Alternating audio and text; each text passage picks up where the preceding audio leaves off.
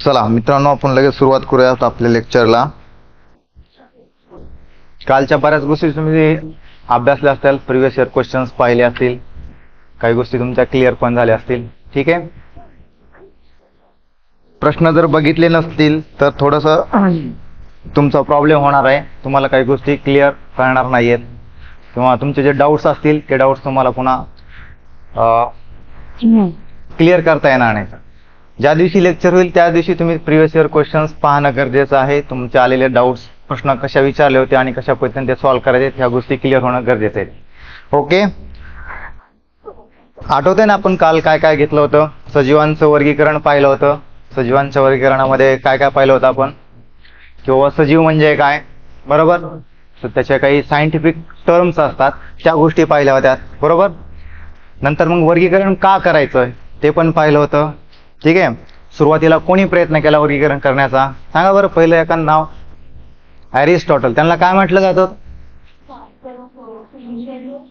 Right, father of ancient taxonomy. Okay, नंतर कोण आले त्यांचे विद्यार्थी, त्यांचे स्टुडंट कोण होते ते? नाही, ते नंतर आले. त्याच्या अगोदर थिओफ्रेटस. काय म्हटलं जातं त्यांना? Father of botany. Correct. Okay, त्याच्यानंतर कोण आले मग परत? बेंथमाइन हुकर. काय केलं त्यांनी क्लासिफिकेशन मध्ये? Natural classification. आणि तोच प्रश्न आपल्याला आलेला आहे 2015 मध्ये विचारला होता. ठीक आहे, म्हणजे आपल्याला ज्या गोष्टी महत्वाच्या आहेत ना, कारण आपल्याला जास्त काही डिटेलमध्ये नाही पाहायचं, जे महत्वाची गोष्ट असणार आहे. प्रश्न आयोग कशा पद्धतीने विचारते, कोणत्या टॉपिकवर प्रश्न विचारते, कोणत्या वैज्ञानिकवर प्रश्न विचारते, याच गोष्टी क्लिअरली बघायच्या. पुढे काय पाहिलं आपण? त्याच्यानंतर कार्ल लिनियस पाहिले, बरोबर? कार्ल लिनियसनं कशा पद्धतीने क्लासिफिकेशन केलं होतं, त्यांचं काय पाहिलं आपण? Binomial nomenclature. ठीक आहे, त्यांना काय म्हटलं जातं? तो पण प्रश्न येऊन गेलेला आहे, तर मला जास्त इकडे तिकडे फिरता येणार नाही मित्रांनो. Father of modern taxonomy. Right. मग त्यांनी कोणत्या पद्धतीने क्लासिफिकेशन केलं होतं? मग जिन्नस कोणाला म्हणायचं, स्पेसिस कोणाला म्हणायचं होतं? त्यांनी सांगितलं ना, दोन शब्द सांगितले, एकाला जिन्नस होता आणि एकाला स्पेसिस. मॅन्जिफेरा इंडिका, ॲझोडिरेक्टा इंडिका आपण उदाहरणं पाहिले होते, आठवतंय? ठीक आहे, बरं. बायनॉमियल नॉमेनक्लेचरच्या पद्धती एक दोन पॉईंट सांगा, त्याचे काय काय असतं त्याच्यामध्ये?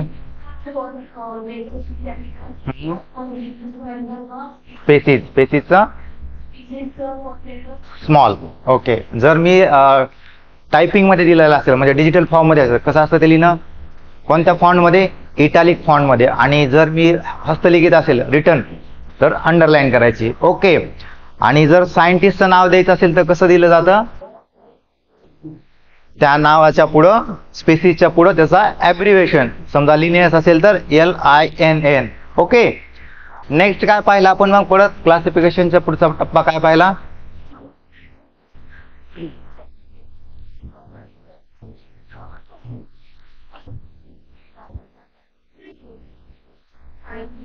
संपलं का? परत आपण काय काय बघितलं? चार्ट पाहिला, चॅटन, हॅकिल्स, पुन्हा कोपलँड यांचं बघितलं क्लासिफिकेशन. आणि मग आपण सजीव सृष्टीला पुन्हा रॉबर्ट विटाकरचं 5 किंगडम क्लासिफिकेशन पाहिलं. सांगा बरं कोण कोणते होते 5 किंगडम मधले? 5. मोनेरा, आणि फंगस, बरोबर? पाचही तुमच्या लक्षात असणं गरजेचं आहे. आज पण आपण थोडंसं ती ओव्हरव्ह्यू करणार आहोत आणि नंतर मग त्यातला आपण पहिला मोनेरा पाहिलेला बघितला ना. परत कुठला पाहिला आपण? प्रोटिस्टा पाहिला. आणि शेवटी एक टॉपिक महत्वाचा आपण रिवाइज केला होता, ते म्हणजे कोणते पाहिलं होतं आपण? Acellular organisms. त्याच्यामध्ये काय काय पाहिलं होतं? ज्यांना आपण जिवंत आहेत असं मानू नाही शकत आहेत, कारण त्यांच्यामध्ये पेशीसारखं डिव्हिजन वगैरे असे प्रकार असत नाही. त्यातला पहिला कोणता पाहिला होता आपण? लायकेन. राईट. काय असतं ते लायकेन? जनरली कॉम्बिनेशन असतं, सिम्बायोटिक असोसिएशन, सहजीवी राहत असतात. ते काय असतं? ते कोणते दोन? सायनोबॅक्टेरिया, किंवा आपण अल्गी असं म्हणतो त्यांना, blue green algae. Right. Alkanes. हे कायमस्वरूपी लक्षात ठेवा, परत परत प्रश्न इथं येणारच आहे. म्हणजे कुठं येणार आहेत? पहिला गोष्ट म्हणजे तुमच्या पर्यावरण शास्त्रामध्ये, म्हणजे एन्व्हायरमेंट मध्ये, इकॉलॉजीचे जेव्हा डेफिनेशन वगैरे तुम्ही अभ्यास कराल, 5 प्रश्न राज्यसेवा प्रिलिम्स मध्ये एन्व्हायरमेंटवर असतात, त्याच्यातला एक तरी प्रश्न ह्या लायकेनवर असतो. ठीक आहे. परत काय पाहिलं आपण? व्हायरसेस बद्दल बघितलं होतं, व्हायरॉइड्स, प्रिऑन्स ह्या गोष्टी बघितल्या होत्या, आठवत आहे? ठीक आहे. व्हायरुसॉइड्स काय आहे ह्या पण गोष्टी बघितल्या होत्या. आज जो टॉपिक आपण बघणार आहोत, आता पुढे जाऊयात. सजीवांचं वर्गीकरण हा इथपर्यंत संपलं. आता आपण वनस्पतीकडे जाऊयात. प्लांटी आणि ॲनिमॅलिया, रॉबर्ट विटॅकरचं, त्यातला जो प्लांटी हा पार्ट आहे वनस्पती, तर वनस्पतीचं इन डिटेल वर्गीकरण आयोग ह्याच्यावर कंटिन्युअस प्रश्न विचारत असतं. कंबाईनच्या प्रश्नपत्रिका तुम्ही पहा, त्याच्यावर 100% प्रिलिम्समध्ये वर्गीकरणावर 1 किंवा 2 प्रश्न असतात, डायरेक्ट किंवा इनडायरेक्टली. त्याच्यामुळे हा टॉपिक पण आपण डिटेलमध्ये पाहणार आहोत. आणि प्राणी वर्गीकरण खूप मोठा आहे. प्राणी वर्गीकरणाचा जितकं जास्त आपण शोधत जाऊ तितकं ते जास्त आहे, पण आपल्याला जेवढं रिक्वायर्ड आहे, जसं की मोलुस्का, आर्थ्रोपोडा, इम्पॉर्टंट जेवढं आहे तेवढ्या गोष्टी आपण डिटेलमध्ये पाहणार आहोत. त्यांचं जिथपर्यंत आयोगानं लेअरिंग केलेलं आहे, म्हणजे कसं की आयोग जितक्या डेप्थमध्ये पोहोचलेला आहे, पहिली डेप्थ विचारून झाली किंवा कोणत्या टाईपचे क्लासिफिकेशन असतं, कोणी केलेलं आहे. आता त्यांनी मग मोलुस्का विचारलेला. मग मोलुस्कामध्ये पण पहिले 2-3 प्रश्न असे विचारले होते की सर्वात लार्जेस्ट फायलम कोणता, सर्वात मोठा गट कोणता आहे, नंतर 2 नंबरचा कोणता आहे, हे पहिल्या लेअरचे प्रश्न झाले. आता थोडंसं खाली पोहोचलं आहे, सेकंड लेअरला, थर्ड लेअरला. जसं की त्यांनी काय विचारलं की मोलुस्काला जे शेल्स असतात नाही का, तो जो वरचा सेल्स असतो, म्हणजे आपण गोगलगाय वगैरे पाहतो, शंख पाहतो, त्याचं जे कॅल्शियम कार्बोनेटचं स्ट्रक्चर असतं, बरोबर का, त्याला मॅन्टल असं म्हणतात. तर मग त्या मॅन्टलच्या अभ्यासशास्त्राला काय म्हणतात असा प्रश्न विचारला, बरोबर का नाही? मग थोडंसं आपण डेप्थ लेवलला जायला पाहिजे. पुन्हा त्याचा सब टाईप्स आहेत, त्याच्याबद्दल प्रश्न विचारला. जायंट स्क्विड मोलुस्का मधलाच घटक आहे, त्याच्याबद्दल प्रश्न आलेला आहे. मग तुम्हाला फक्त एक अंदाज देतोय मी की आयोग थोडंसं लेअरिंग पुढे जाते, तर आपण पण त्या पद्धतीनं अभ्यास करणं गरजेचं आहे परीक्षा पास व्हायचं असेल तर. सेम आज तसंच आपण वनस्पती पूर्णतः पाहूयात की वनस्पती शास्त्रामध्ये कशा पद्धतीनं क्लासिफिकेशन केलेलं आहे. त्याच्या आधी पहिल्यांदा प्रश्न पाहूयात, म्हणजे कसं आपला अभ्यासाचा दायरा फिक्स होऊन जाईल. खूप जास्त मी पण भरकडत चाललो, खूप जास्त जास्त सांगू लागलो तर तुम्ही सांगायला पाहिजे, नाही सर प्रश्न इथपर्यंत झाले होते, ठीक आहे, ह्याच्यापेक्षा पुढे जाऊ नका. ठीक आहे, चला थोडे प्रश्न बघूयात आपण. प्रश्न काय आलेले ते वनस्पती शास्त्र पाहतोय. पहिल्यांदा तुम्हाला एक ओव्हरव्ह्यू सांगतो काय काय असणार आहे त्याच्यामध्ये. आपल्याला पाहायचे थॅलोफायटा, ब्रायोफायटा, टेरिडोफायटा, जिम्नोस्पर्म्स आणि अँजिओस्पर्म्स. नाव इंग्लिशमध्येच आहेत, त्याचे मराठी नाव पण तेच आहेत, ह्याच्यामध्ये आता काही वेगळं नाही. कारण आयोग पण ब्रायोफायटाला ब्रायोफायटा असंच म्हणतं, ब्रायोफायटा काय म्हणतं, दुसरं काही जास्त म्हणत नाही. हा बोर्ड वेगळा दिसतोय आता.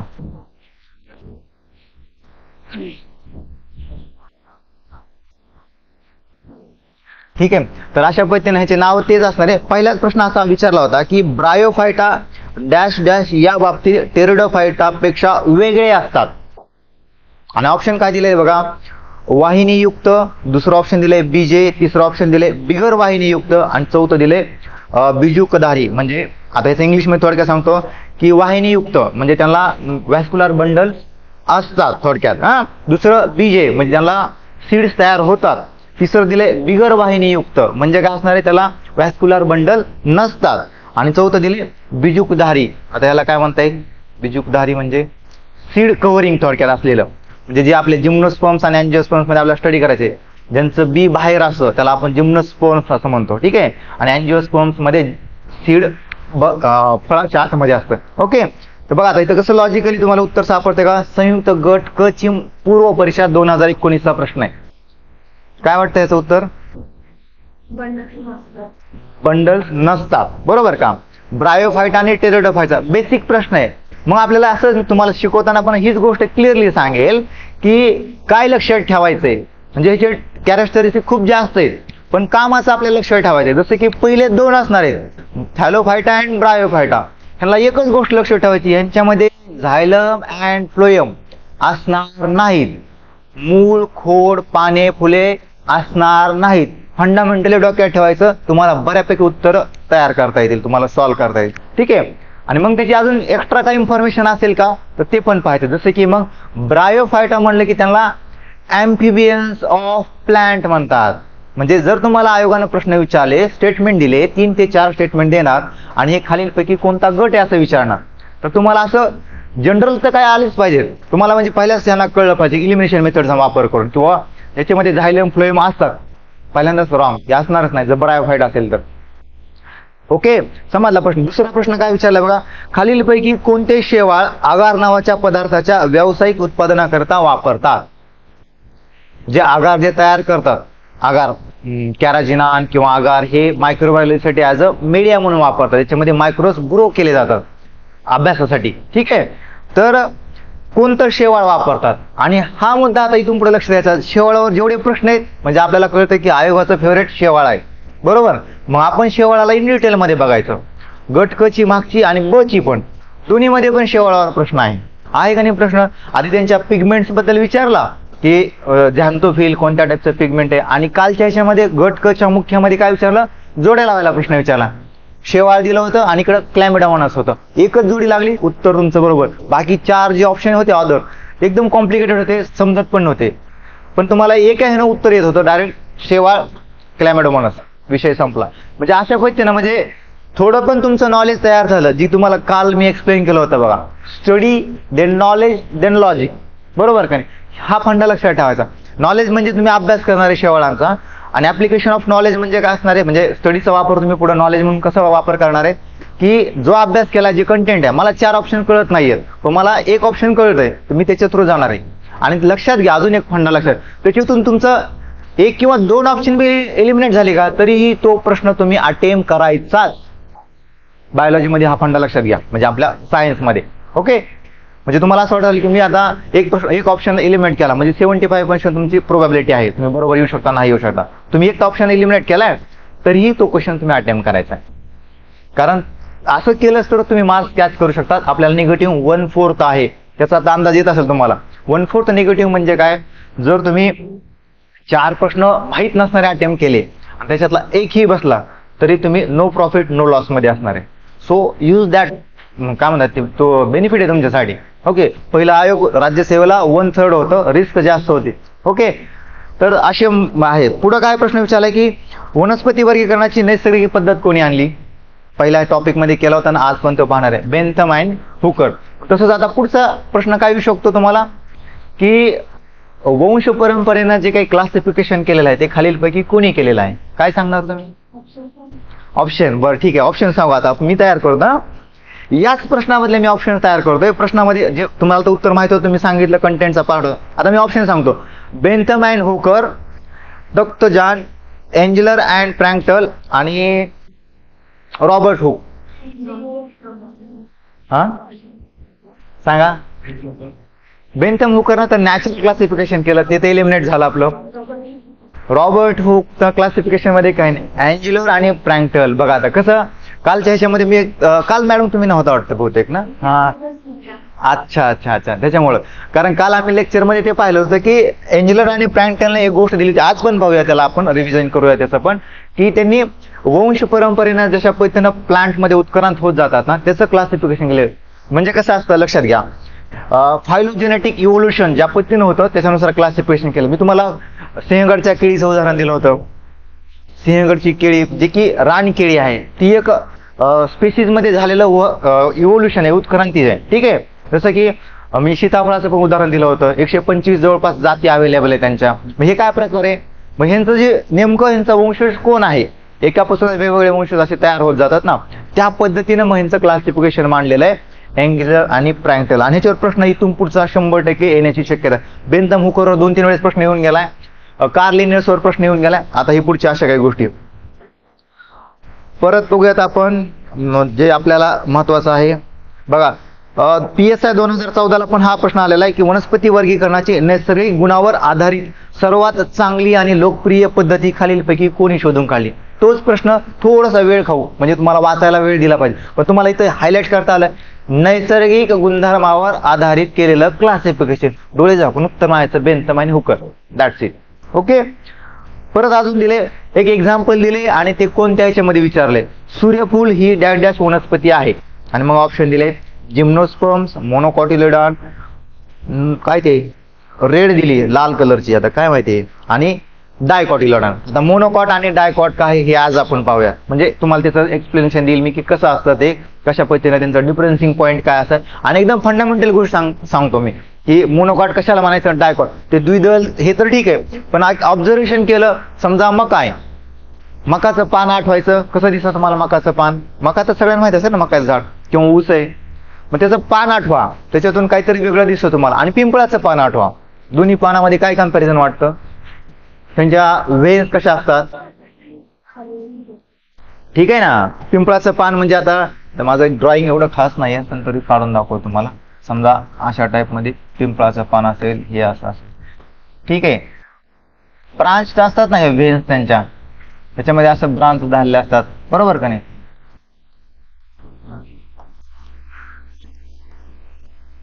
ठीक आहे, असंच असतं ना हे पिंपळाचं पान. ठीक आहे. आणि आपलं मक्याचं पान जर बघितलं, समजा हे मक्याचे असे स्टेम्स आहेत, तर त्यांचे नोड्स वगैरे, इथून असं पान तयार होतं. कसं तयार होतं? समजा हे अशा टाईप मध्ये आपण कन्सिडर करू, बरोबर का? असं ह्यांच्या ज्या वेन्स असतात मकाच्या, कशा असणार आहेत? सरळ सरळ, बरोबर का नाही? मग ह्या दोन्हीच्या डिफरन्सिंग पॉईंटवरून तुम्हाला लगेच उत्तर कळेल की बाबा हे मोनोकॉट आहे का डायकॉट आहे. अजून काही गोष्टी आहेत त्या पण आपण बघूयात. परत अजून महत्वाचा काही प्रश्न सापडतोय का आपल्याला? बघूयात. हा, अँजिओस्पर्म्स मधील सर्वात लहान वनस्पती कोणती आहे? सापडतंय का? आलेला आहे प्रश्न. अँजिओस्पर्म्स मध्ये म्हणजे आवृत्तबीजीमध्ये सर्वात लहान वनस्पती.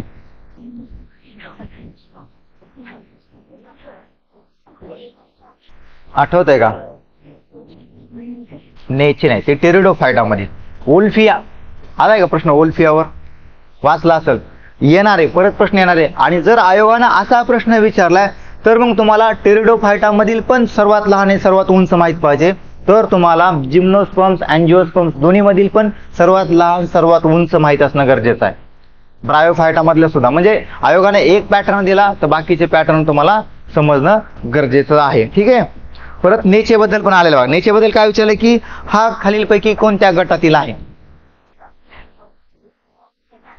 कसं शोधणार मग तुम्ही? मग तुम्हाला काय करायचंय? Thallophyta, Bryophyta, Pteridophyta, gymnosperm, angiosperm सर्वांचे उदाहरणं पाठ पाहिजेत. बेसिक तर पाठ पाहिजेत. आणि जिथं गरज आहे, मी सांगेल किंवा शेवाळ आहेत, तर त्यांचे सब टाइप्स आणि मग उदाहरणं, अशा पद्धतीने जायचंय. ठीक आहे. म्हणजे तुम्हाला बरेचसे प्रश्न काही वरच्या लेअरला एक किंवा दोन प्रश्न सेकंड किंवा थर्ड लेअरला जातात, तर आपल्याला ते पण कॅच करता आले पाहिजेत. म्हणजे प्रश्न चुकता कामा नये. ठीक आहे. अजून एक प्रश्न विचारला की ते शेवाळ मधलाच बघा. पिवळ्या हिरव्या रंगाच्या शेवाळ वनस्पतींना काय म्हणतात? पिवळ्या रंगाच्या असं विचारले. मग त्यांना ऑप्शन दिले: क्लोरोफायसी, सायनोफायसी, फिओफायसी, झॅन्थोफायसी. अशा टाईप मध्ये झॅन्थोफायसी, येलो म्हणले की झॅन्थो. आणि आयोगानं परत आता या ठिकाणी फक्त वन लाईनर होता. म्हणजे सुरुवातीचा पॅटर्न कसा होता? वन लाईनर, एक माहित असले उत्तर येत होतं. आता काय विचारले तुम्हाला? चारही माहित पाहिजे. जसं की गट ब च्या मुख्याला विचारला होता, चारही तुम्हाला माहित असणं गरजेचे होते. कारण का? त्यांनी जोड्या लावायला प्रश्न विचारला होता आणि खूप मोठा ट्रॅप टाकलेला त्याच्यामध्ये. असं आहे. मग तुम्हाला तो चार्ट पण नीट घेईल तुम्हाला कसं कसं. शेवाळ महत्वाचं. ठीक आहे. परत अजून काय बघा. पाण्यात वाढणाऱ्या परंतु अपुष्प असणाऱ्या शेवाळ या वनस्पतीचे नाव काय आहे? ठीक आहे. आता आपण थोडासा तो प्रश्न घेऊयात आणि तुम्हाला मी एलिमिनेशन सांगतो कसं आहे ते. त्याच्यात पेज कसं ऍड करता येईल रे? बरं ठीक आहे, मी इथंच प्रश्न लिहितो. प्रश्न इथं लिहितो. हा बघा. पाण्यात वाढणाऱ्या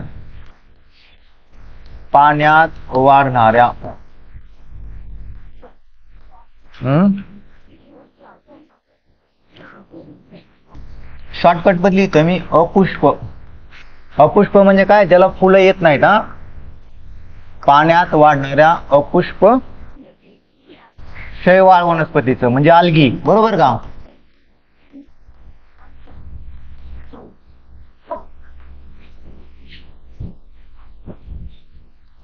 आल्गी वनस्पतीचे, आल्गीचे नाव काय असं विचारले. हा प्रश्न असा आहे. आता बघा तुम्ही ऑप्शन कसे एलिमिनेट करायचे आणि उत्तराकडे कसं जायचंय. ऑप्शन काय दिले? पहिला ऑप्शन आहे म्युकर. म्युकर म्हणजे काय रे? म्युकर कशाला म्हणतात? हा, बुरशी. करेक्ट. हा, ब्रेडवर वगैरे जी पांढरी बुरशी त्याला म्युकर म्हणतात, म्हणजे कवक. ठीक आहे. दुसरं बघूया. ऑप्शन बघा. पेनिसिलियम. काल बघितलं आपण, हे आठवतंय का? पेनिसिलियम काय आहे? पेनिसिलियम काल मी एक्सप्लेन केलं होतं. पेनिसिलियम अँटीबायोटिक पहिला आपण तयार केलं होतं, पण हे काय असणार आहे, हे फंगस आहे. ठीक आहे. तिसरं बघा आता काय सांगितलं यांनी, स्पायरोगायरा.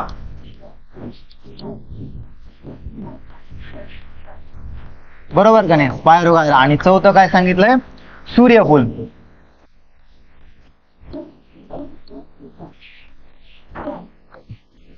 चौथं काय सांगितले, सूर्यफूल.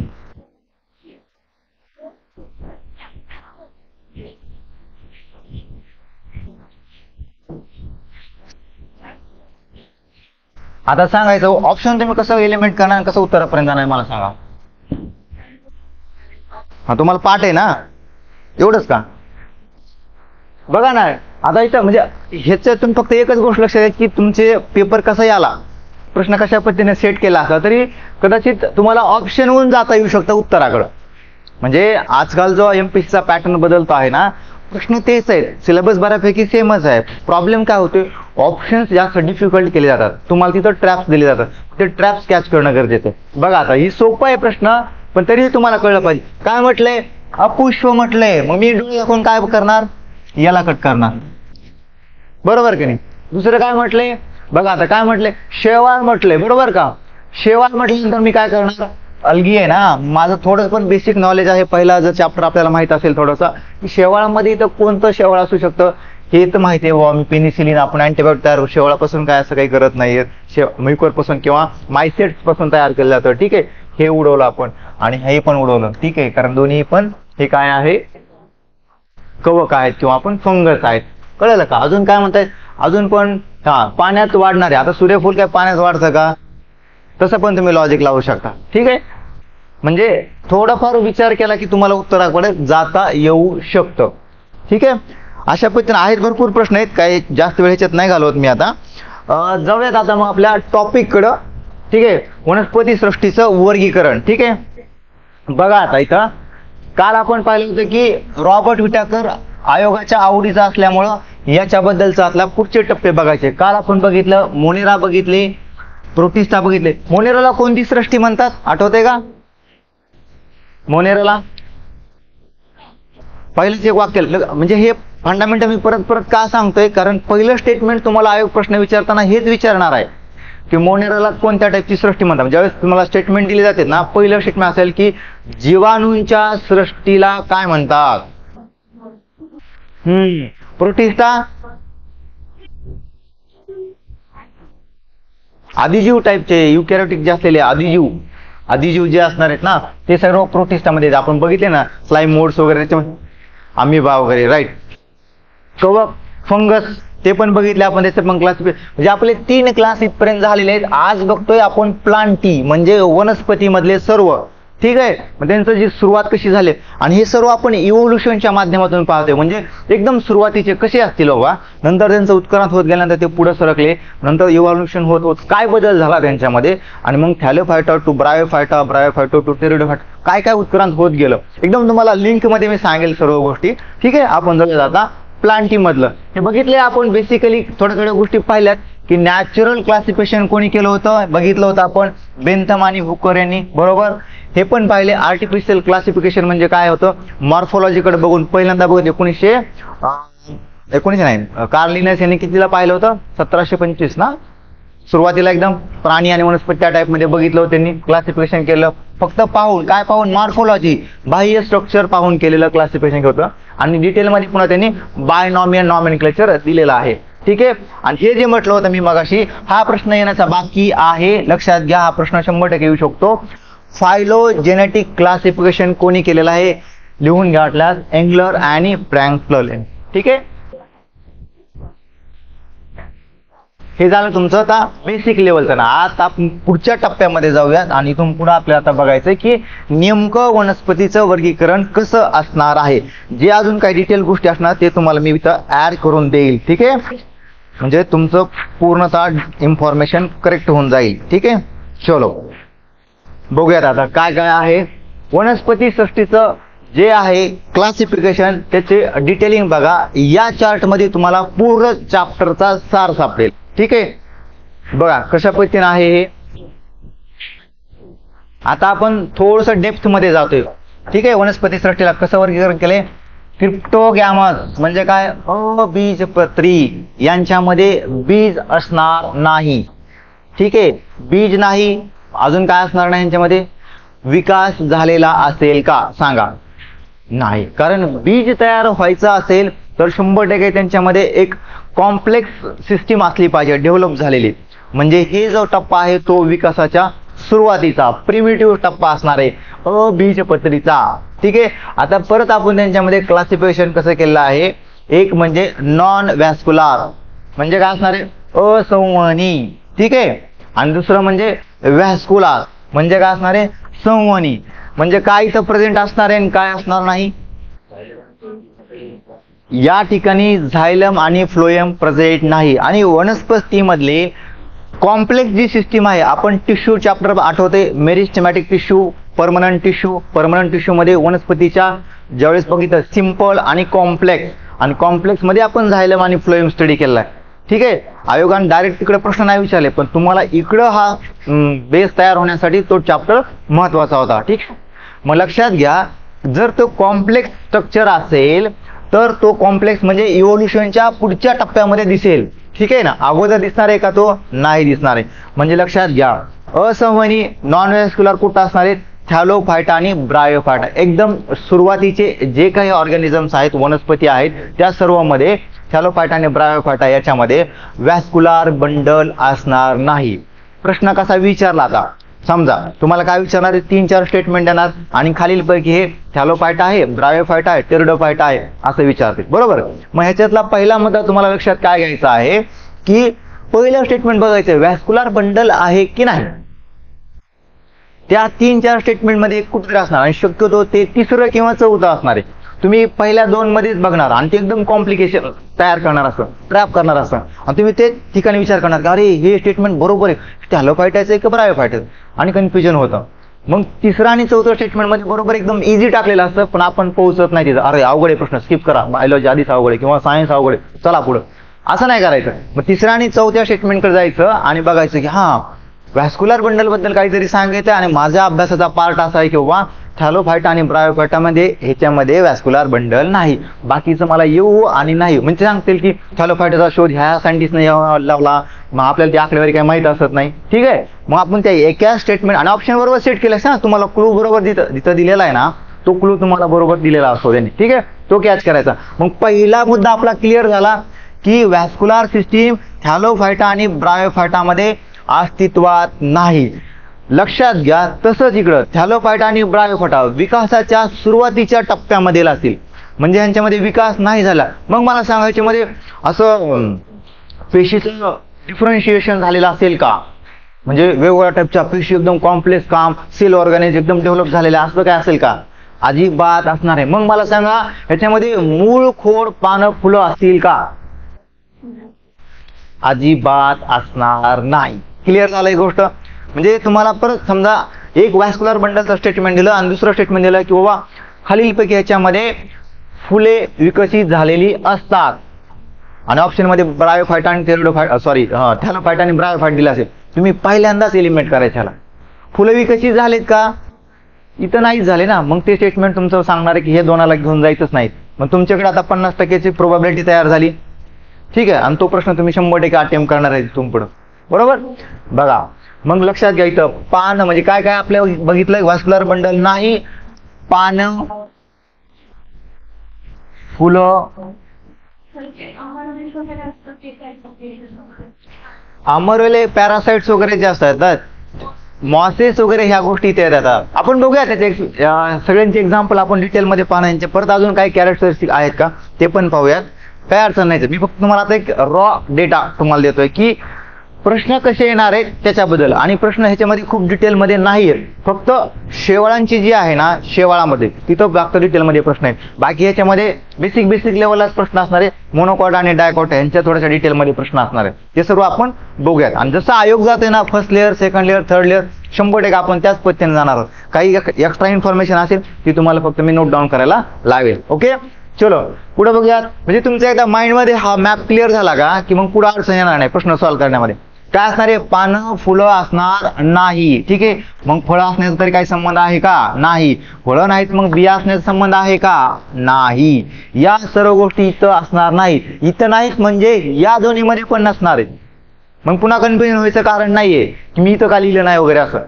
याच घटकामध्ये त्या गोष्टी अवेलेबल नाहीत, परंतु मग ह्या सर्व गोष्टी या ब्रायोफायटा आणि थॅलोफायटामध्ये असणार नाहीत. आता थोडंसं पुढे जाऊयात. मग प्रश्न असा तुम्हाला विचारला जाईल की पृथ्वीवरील पहिल्या संवहनी वनस्पती कोणत्या? तर तुम्ही लगेच अँजिओस्पर्म्सकडे जाणार. अरे मला माहिती आहे की अँजिओस्पर्म्स मध्ये तर आहेत व्हॅस्क्युलर बंडल, कारण झाडं बघतो आपण, आंब्याचं झाड असेल, बाबळीचं झाड असेल, त्यांच्याकडे आहे. तुम्ही ते उत्तर माना. चूक. मग पहिल्या हा शब्दाला तुम्हाला गोल करायचा आहे आणि उत्तराकडे जायचं आहे की टेरिडोफायटा. मग तुम्हाला ह्या चार्ट मधून कळते की बाबा सरांनी असं काहीतरी सांगितलं होतं. काय सांगितलं होतं? की टेरिडोफायटामध्ये पहिल्यांदा संवहनी वनस्पती क्लासिफाय केलेल्या होत्या. मग कळतंय ना, म्हणजे नॉलेज एका पार्टला, म्हणजे स्टडी एका पार्टला आणि त्याचं ऍप्लिकेशन एका पार्टला, ही गोष्ट इथं क्लिअर होते. मग टेरिडोफायटाचे अजून काही स्पेसिफिक गुणधर्म आहेत ते आपण आता पुढे पाहूयात. थोडं आता पुढे जाऊया. फिनारोगॅम्स. फिनारोगॅम्स म्हणजे काय? बीजपत्री. म्हणजे पहिला मुद्दा इथं क्लिअर झाला. बी तयार होते, बरोबर का नाही? आता बी तयार होते, पण कसं तयार होणार आहे? बी डायरेक्ट होईल का? त्याला काहीतरी अगोदर लागेल ना. बी कुणापासून तयार होणार आहे? फुलं पाहिजेत की नाही? पाहिजेत ना. फुलं पाहिजेत म्हणजे फिमेल गॅमेटोफाइट्स पाहिजेत, मेल गॅमेटोफाइट्स पाहिजेत. म्हणजे मग आपली मॉर्फोलॉजीचा जो पुढचे येणारे टॉपिक्स आहे त्याच्यामध्ये ते पाहणार आपण. मग अँथर काय आहे, ठीक आहे, स्टॅमेन काय प्रकार आहे, स्टिग्मा काय आहे, ओव्हरी काय आहे, पॉलिनेशन कशा पद्धतीनं होतं, या सर्व गोष्टी आपण पुन्हा पाहूयात. ठीक आहे. पहिला मुद्दा इथं कळाला की इथं बिया आहेत. आतापर्यंत काय कळालं की बिया इथं आहेत. ठीक आहे. मग बिया आहेत म्हणल्यानंतर इथं फुलं पण असणार आहेत, बरोबर का नाही? फुले असणार आहेत, फळं पण असणार आहेत. फक्त आता इथं अजून एक क्लासिफिकेशन केलंय की या ज्या बिया असणार आहेत, या ज्या बिया असणार आहेत त्या ओपन असणार आहेत. कुठं? अनावृत्त बीजेमध्ये. त्याला आपण जिम्नोस्पर्म्स असं म्हणतो. अनावृत्त बीजेमध्ये काय असणार आहे? बिया ह्या नेकेड, बाहेर असं उघड्या, फळामध्ये इन्क्लुडेड नाही, म्हणजे त्या बियांच्या बाहेरून पूर्णतः फळ नाही. हे कुठं असणार आहे? अनावृत्त बीजेमध्ये. आणि आवृत्त बीजेमध्ये मात्र आता असलेल्या सर्वात विकसित वनस्पती, आणि तो प्रश्न येऊन पण गेलेला आहे, सर्वात विकसित वनस्पती कोणत्या आहेत? त्या कोणत्या आहेत? आवृत्त बीजेच्या, ज्याच्यामध्ये फळ, पान, फूल सर्व गोष्टी आहेत. एकदम डेव्हलप झालेल्या वर्ल्ड्स आहेत, म्हणजे पाकळ्या असलेले फुलं, वेगवेगळ्या कलरिंग असलेले फुलं, त्यांच्यामध्ये मग 3च्या पटीमध्ये असलेल्या पाकळ्या, 5च्या पटीमध्ये असलेल्या पाकळ्या, एकदम डेव्हलप झालेले स्टॅमेन, अँथर, आणि त्याच्यातलं म्युटेशनचा एकदम हायेस्ट लेवलला पोहोचलेले, हायेस्ट उंच असलेले प्लांट जे आहेत ते सर्व आवृत्त बीजेमध्ये. आता ह्याच्यामध्ये परत 2 क्लासिफिकेशन आहे, आणि ते 2 क्लासिफिकेशन कसं आहे?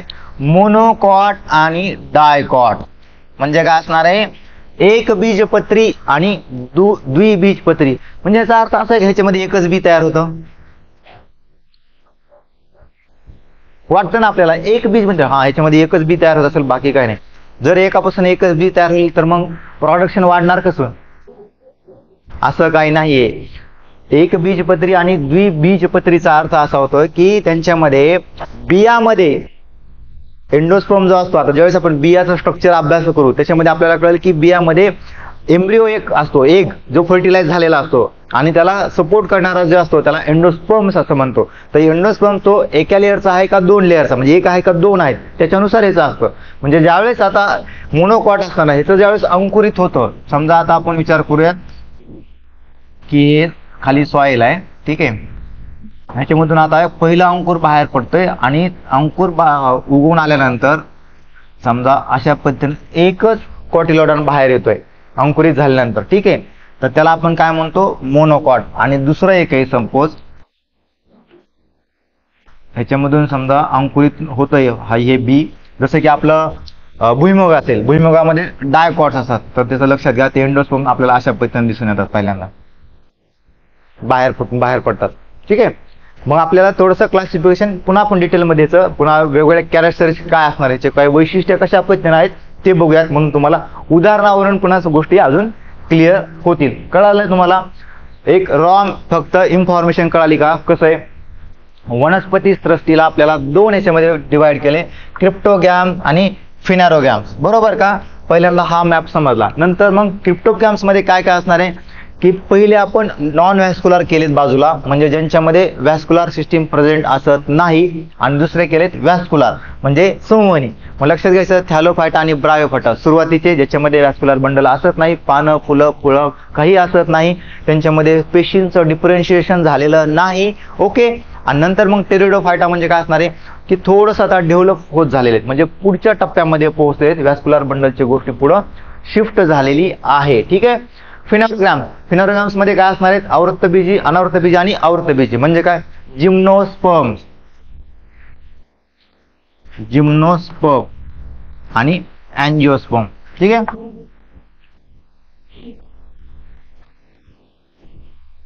अशा पद्धतीनं. आणि मग त्याचे आपण अँजिओस्पर्मचे डेव्हलप झाल्याचे पुढचे दोन टप्पा मोनोकॉट आणि डायकॉट इथपर्यंत आपल्याला क्लिअर झालेलं आहे. आता एक पॉइंट लिहून घ्या फक्त, क्रिप्टोगॅम्स आणि फेनोरोगॅम्स हे वर्गीकरण खालीलपैकी कोणत्या शास्त्रज्ञाने केलेलं आहे, तो पॉइंट लिहून घ्या. 1883 ला इचलर या सायंटिस्टनं, कुठले इचलर, कधी 1883, कोणतं क्लासिफिकेशन केलं यांनी, क्रिप्टोगॅम्स आणि फिनॅरोगॅम्स याच्यामध्ये, म्हणजे अबीजपत्री आणि बीजपत्री याच्यामध्ये क्लासिफिकेशन त्यांनी केलेलं होतं. ठीक आहे. जर वन लाइनर मध्ये विचारला तर तुम्हाला तो समजणं गरजेचं आहे. ठीक आहे. चलो आता जाऊयात मग पहिला टॉपिक पाहूयात आपण, थॅलोफायटा. मग थॅलोफायटा कोणाला म्हणायचं, काय याच्यामध्ये, सर्व गोष्टी आपण इथं आता क्लिअर करूयात. ठीक आहे. बघा, म्हणजे जे आपण सुरुवातीच्या टॉपिक्स मध्ये शिकलेलो पहिल्या 1-2 चॅप्टर मध्ये, त्यांचा प्रत्येक वेळेस संदर्भ इकडे येणार आहे आपल्याला. ठीक आहे. ते मुद्दे आपल्याला इथं हळूहळू क्लिअर करायचे आहेत. पहिल्यांदा लक्षात घ्या, मग हे थॅलोफायटा काय प्रकार आहे. थॅलोफायटा कधी कधी काय होतं, जर फंडामेंटल गोष्टी क्लिअर असेल तर मग तुम्हाला उत्तराकडे जायला अडचण येणार नाही. ठीक आहे. जसं की आता लक्षात घ्या, थॅलोफायटा, थॅलोचा अर्थ काय होतो मित्रांनो, लक्षात घ्या. थॅलॉइड म्हणजे अशी गोष्ट ज्यांच्यामध्ये पेशींचं डिफरन्शिएशन झालेलं नाही, म्हणजे नुसता काय म्हणतात त्याला, पेशींचा गोळा, त्यांचं सेपरेशन नाही झालं, त्यांचं ऑर्गनायझेशन डिफरंट ह्याच्यामध्ये झालेलं नाही. म्हणजे जसं पानं फुलं फळं वगैरे हे जे असतं ना, पेशी वेगवेगळ्या पद्धतीनं सेपरेट आउट झाले असं. आपण डिफरन्शिएशन हा पॉईंट शिकलो होतो बघा, मेरिस्टेमॅटिक टिश्यू ज्यावेळेस कन्वर्ट होऊन परमनंट कडे जातो त्यावेळेस आपण त्याला डिफरन्शिएशन असं म्हणतो, म्हणजे त्या पेशीला एक स्पेसिफिक काम दिलं जातं. पण थॅलोफायटा मधील पेशींना असं स्पेसिफिक काम नसतं, सर्व पेशी मिळून सर्व गोष्टी करत असतात. कारण एक तर सुरुवातीच्या फेजमध्ये ह्यांच्यामध्ये असं म्हणजे उत्क्रांतीचा तो टप्पा विकसित झालेला नाही. ठीक आहे. मग थॅलॉइड ज्याला असं म्हणतात, मग या थॅलॉइडच्या नावावरूनच याला नाव दिलं या क्लासला, थॅलोफायटा. म्हणजे जर ही टर्म तुमच्या डोक्यात फिक्स बसली तर तुम्हाला ऑप्शन कडे जाऊन लगेच उत्तर कळेल, किंवा थॅलॉइड म्हणल्यानंतर म्हणजे तुमचा एखादा, समजा मी सांगितलेलं स्टेटमेंट पण नाही आलं, काहीतरी आयोगाने वेगळं दिलं, पण तुमचं बेसिक नॉलेज सांगतंय तुम्हाला की यार ही गोष्टसाठी तर मग ह्याला म्हणजे पेशींचं डिफरन्शिएशन गरजेचं आहे. मग तुम्हाला कळतंय की मग हा थॅलोफायटा असणार नाही. ठीक आहे. लॉजिकली जाऊ शकता तुम्ही. थॅलॉइड म्हणजे पेशींचं डिफरन्शिएशन झालेलं नाही.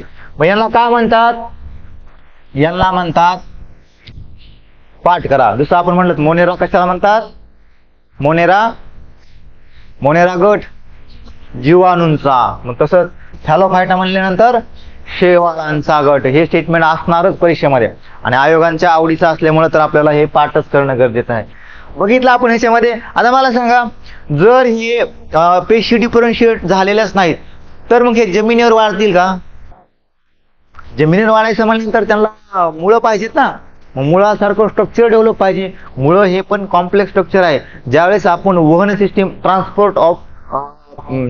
ट्रान्सपोर्ट इन प्लांट्स हा टॉपिक पाहूयात. म्हणजे वनस्पतीमध्ये जे काही वहनाच्या सिस्टीम्स आहेत, म्हणजे कॅपिलरी थेअरी, पल्सेशन थेअरी, मी काल थोडंसं उदाहरण दिलं होतं जगदीशचंद्र बोसांचं, त्या थेअरीमध्ये आपण पाहूयात की मग हे मुळांचं नेमकं स्ट्रक्चर कसं असतं, ज्याच्या थ्रू हे सर्व पाणी आणि क्षारांना ऍब्सॉर्ब करून वरपर्यंत पाठवायचं काम करत असतात. पण यांच्याकडे असणार आहे का तेवढं कॉम्प्लेक्स सिस्टीम? असणार नाही.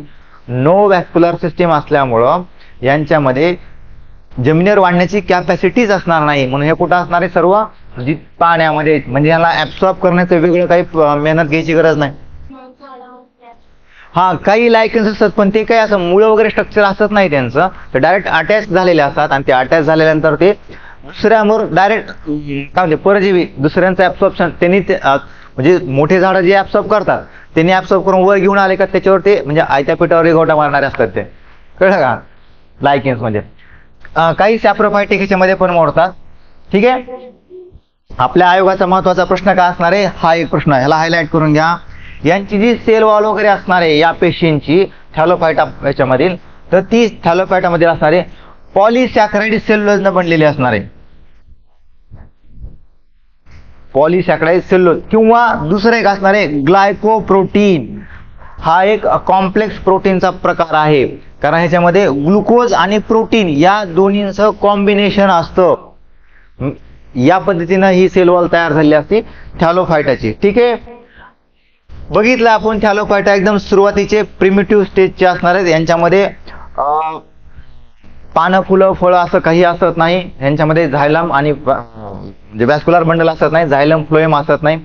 म्हणजे याच्यामध्ये अजून एक महत्वाची गोष्ट असणार आहे की यांच्यामध्ये जर सेक्शुअल ऑर्गन डेव्हलप नाही आहेत तर मग यांचं प्रोडक्शन कसं होणार. आपण सजीव टॉपिक्स मध्ये बघितलंय की सजीव कोणाला म्हणायचं, ज्यांचं ग्रोथ होतं, ज्यांचं रिप्रोडक्शन होतं. मग यांचं पण रिप्रोडक्शन होणं गरजेचं आहे का नाही. मग यांचं रिप्रोडक्शन कोणत्या पद्धतीने होणार आहे, सेक्शुअल होईल का, असेक्शुअल. मग एक असेक्शुअल मध्ये काय काय असणार आहेत वेगवेगळे घटक, बडिंग वगैरे प्रकार किंवा व्हेजिटेटिव्ह प्रोपॅगेशन वगैरे या पद्धतीनं असणार आहे. ठीक आहे. आता जाऊ मग आपण थोडंसं पुढं, महत्वाचं आपल्याला आहे शेवाळ. मग आता शेवाळामध्ये थोडंसं डेप्थला जाऊयात आपण, काय काय आहे बघा. अल्गी म्हणजे शेवाळ. तर पहिला प्रश्न तुमचा एक्सपेक्टेड आहे, आतापर्यंत नाही आलेला, विचारण्याची शक्यता आहे, आयोग विचारू शकतो. काय आहे, टार करून द्या मला. काय अल्गी हे नाव कोणी दिलेलं आहे, वन लाइनर मध्ये विचारलं जाऊ शकतं. कारण आयोगानं आतापर्यंत ह्यांचं पिगमेंट्सवर प्रश्न विचारलाय, यांच्या एक्झाम्पलवर प्रश्न विचारलेला आहे. तर आपल्याला समजलं पाहिजे की याच्याबद्दल हा प्रश्न येऊ शकतो. बघा अल्गी.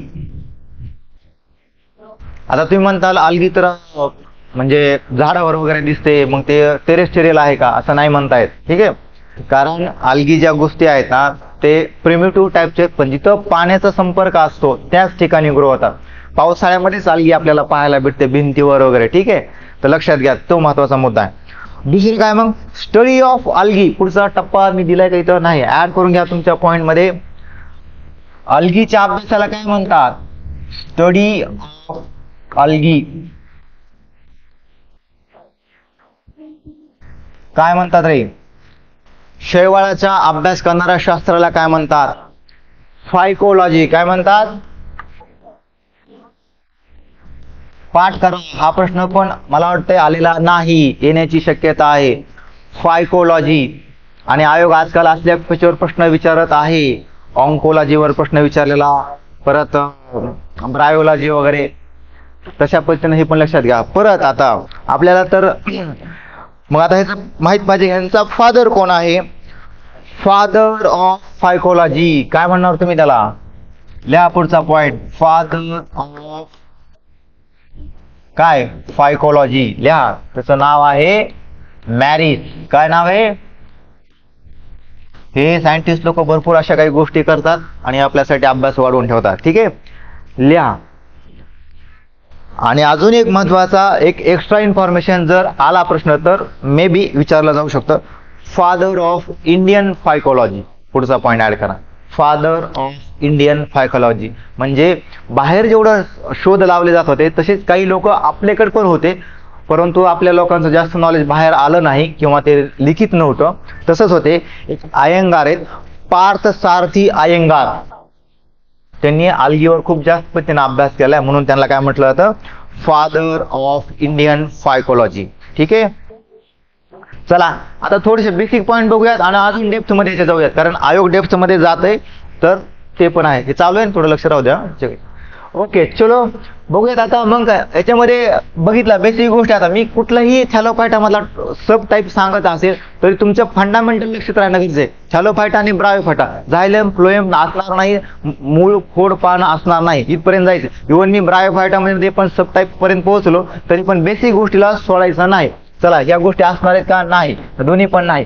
आता महत्वाचा क्लोरेला, याला युनिसेल्युलर अल्गी म्हणायचं. क्लोरेला लिहून घ्या. का लिहून घ्या? ह्याचं एक महत्वाची गोष्ट आहे म्हणून मी ते ऍड केलाय. प्रश्न येऊ शकतो.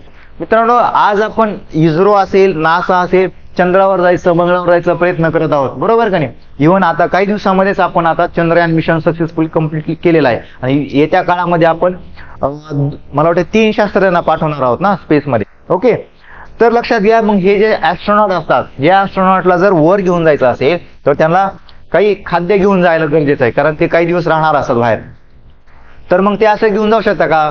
लाडू करंज्या चकल्या वगैरे घेऊन जाऊ शकतील का? नाही ना, कारण तेवढं वजन घेऊन जाणार. मला वडापाव आवडतं, घेऊन जायला जमेल का? नाही जमणार आहे. सो काय लागणार आहे त्यांना? असं काहीतरी जे वजनानं हलकं असेल, ठीक आहे, पण जास्त न्यूट्रिशियस असेल. प्रोटीन्स, आपले लिपिड्स, कार्बोहायड्रेट्स प्रोव्हाइड करणारं, ऊर्जा प्रोव्हाइड करणं, असे काही घटक आपल्याला गरजेचे असतात. अजून एक महत्वाचं घटक म्हणजे असे काही गोष्टी आहेत, समजा हा त्यातला प्रकार आहे की जो स्पेसमध्ये पण ग्रो केला जाऊ शकतो त्यांच्या यानामध्ये, तर तो म्हणजे हा अल्गी आहे. ह्याला म्हणतात क्लोरेला. लक्षात घ्या, क्लोरेला जी अल्गी आहे ना, ही अल्गी, जर तुम्हाला आलाच प्रश्न तसा, कारण जे चर्चेतला आहे त्याला बेसिक लेवलला घेऊन, आपल्या फंडामेंटल लेवलला घेऊन प्रश्न विचारायचा, तुमचा काय म्हणते कॉन्शियसनेस चेक केला जातो आयोगाच्या मार्फत. तर आपल्याला माहिती आहे की म्हणजे बेसिकली आपल्याला माहिती आहे किंवा स्पेसचे जे काही नवीन प्रोजेक्ट्स आहेत ते चालू झाले आहेत. तर मग अशा टाईपची अल्गी आहे, तुमच्या अभ्यासाचा पार्ट आहे की युनिसेल्युलर असते, म्हणजे एकपेशीयच असते, म्हणजेच वजनानं हलकी असते, परंतु जास्त न्यूट्रिशियस असते. स्पेसमध्ये आपण त्याला ग्रो करू शकतो आणि त्याच्यामध्ये खूप चांगल्या पद्धतीने न्यूट्रिशन असतं. हे स्पेसमध्ये कॉमनली घेऊन जातात ॲज अ फूड म्हणून, ठीक आहे. तसं हे एक्झाम्पल आहे स्पायरोगांगा आणि कारा. याच्यावर प्रश्न आलेला आहे, म्हणजे एक्झाम्पल दिले होते आणि खालीलपैकी कोणत्या गटामध्ये आहे असं डायरेक्ट विचारलेलं आहे. कारा, लक्षात घ्या. मला वाटतंय PSI वगैरे 2012-13च्या रेंजमध्ये हा प्रश्न आलेला आहे, ठीक आहे. चला, अजून एक महत्वाचं काय, शेवाळांची पेशी भित्तिका 2 आवरणाची असते. का बरं असं असेल? जर पहिला टॉपिक तुम्ही व्यवस्थित अभ्यासला असेल तर तुम्हाला ह्याचं उत्तर आलंच पाहिजे. पहिल्या टॉपिक मध्ये काही गोष्टी मी एक्सप्लेन केल्या होत्या. 2 आवरण असतात. काय असतं खासियत? कधी 2 आवरण असतात? मी सांगितलं होतं पहिला टॉपिक आपला पेशीचा टॉपिक. 2 आवरण का असतात? क्लोरोप्लास्ट, मायटोकॉन्ड्रिया, न्यूक्लियस यांना 2 आवरण असतात. काय खासियत आहे? सांगितलं होतं ना, काहीतरी महत्वाचं असेल ना. नाही, 2 आवरणाचा अर्थ काय होतो की ज्याला जास्त प्रोटेक्शन करायचं गरजेचं आहे. बेसिकली सांगितलं होतं का नाही? आणि मी उदाहरण पण देतोय, क्लोरोप्लास्ट. क्लोरोप्लास्ट खूप महत्वाचं पिगमेंट आहे आणि हे कुठं असतं? अल्गीमध्ये असतं. That's why. कळतंय का?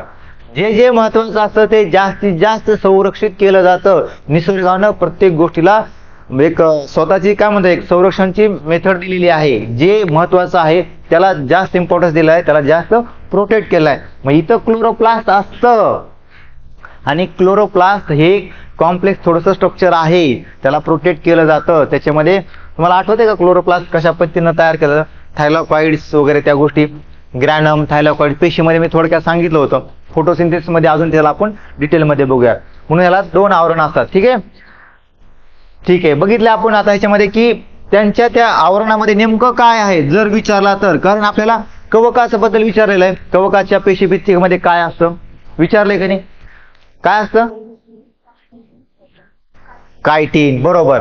मग आता आपण प्रेडिक्ट करू शकतो पुढचा प्रश्न. जर पेशी भित्तिकाला आयोग फोकस करते, मग आयोगाचं एक्सपेक्टेशन असं पण असेल की मग सांगा शेवाळांच्या पेशी भित्तिकेमध्ये काय असतं? एक तर 2 लेअर असतात. पहिला लेअर काय असणार आहे? सेल्युलोजचा. दुसरा लेअर काय असणार आहे? पेक्टिनचा. पाठ करून घ्या, सिंपल लेवलला आहे, ठीक आहे. पेक्टिन आणि सेल्युलोज न पेशी भित्तिका यांची बनलेली असते. ओके, ठीक आहे. शेवाळामध्ये व्हेजिटेटिव्ह प्रोपॅगेशन होतं. म्हणजे काय? जसं गुलाबासाठी आपण बघितलेलं, गुलाबाचं जसं आपण स्टेम लावलं की ते ग्रो होतं, तसं शेवाळाचा एक तुकडा काढायचा, पाण्यात टाकायचा, ते ऑटोमॅटिक वाढत होते. सध्या खूप चांगल्या पद्धतीने शेती केली जाते. ॲझोलाची शेती माहिती आहे का? हे वापरलं जातं, काय म्हणतात त्याला, प्राण्यांसाठी ॲज अ फॉडर म्हणजे चारा म्हणून वापरला जातो ॲझोला.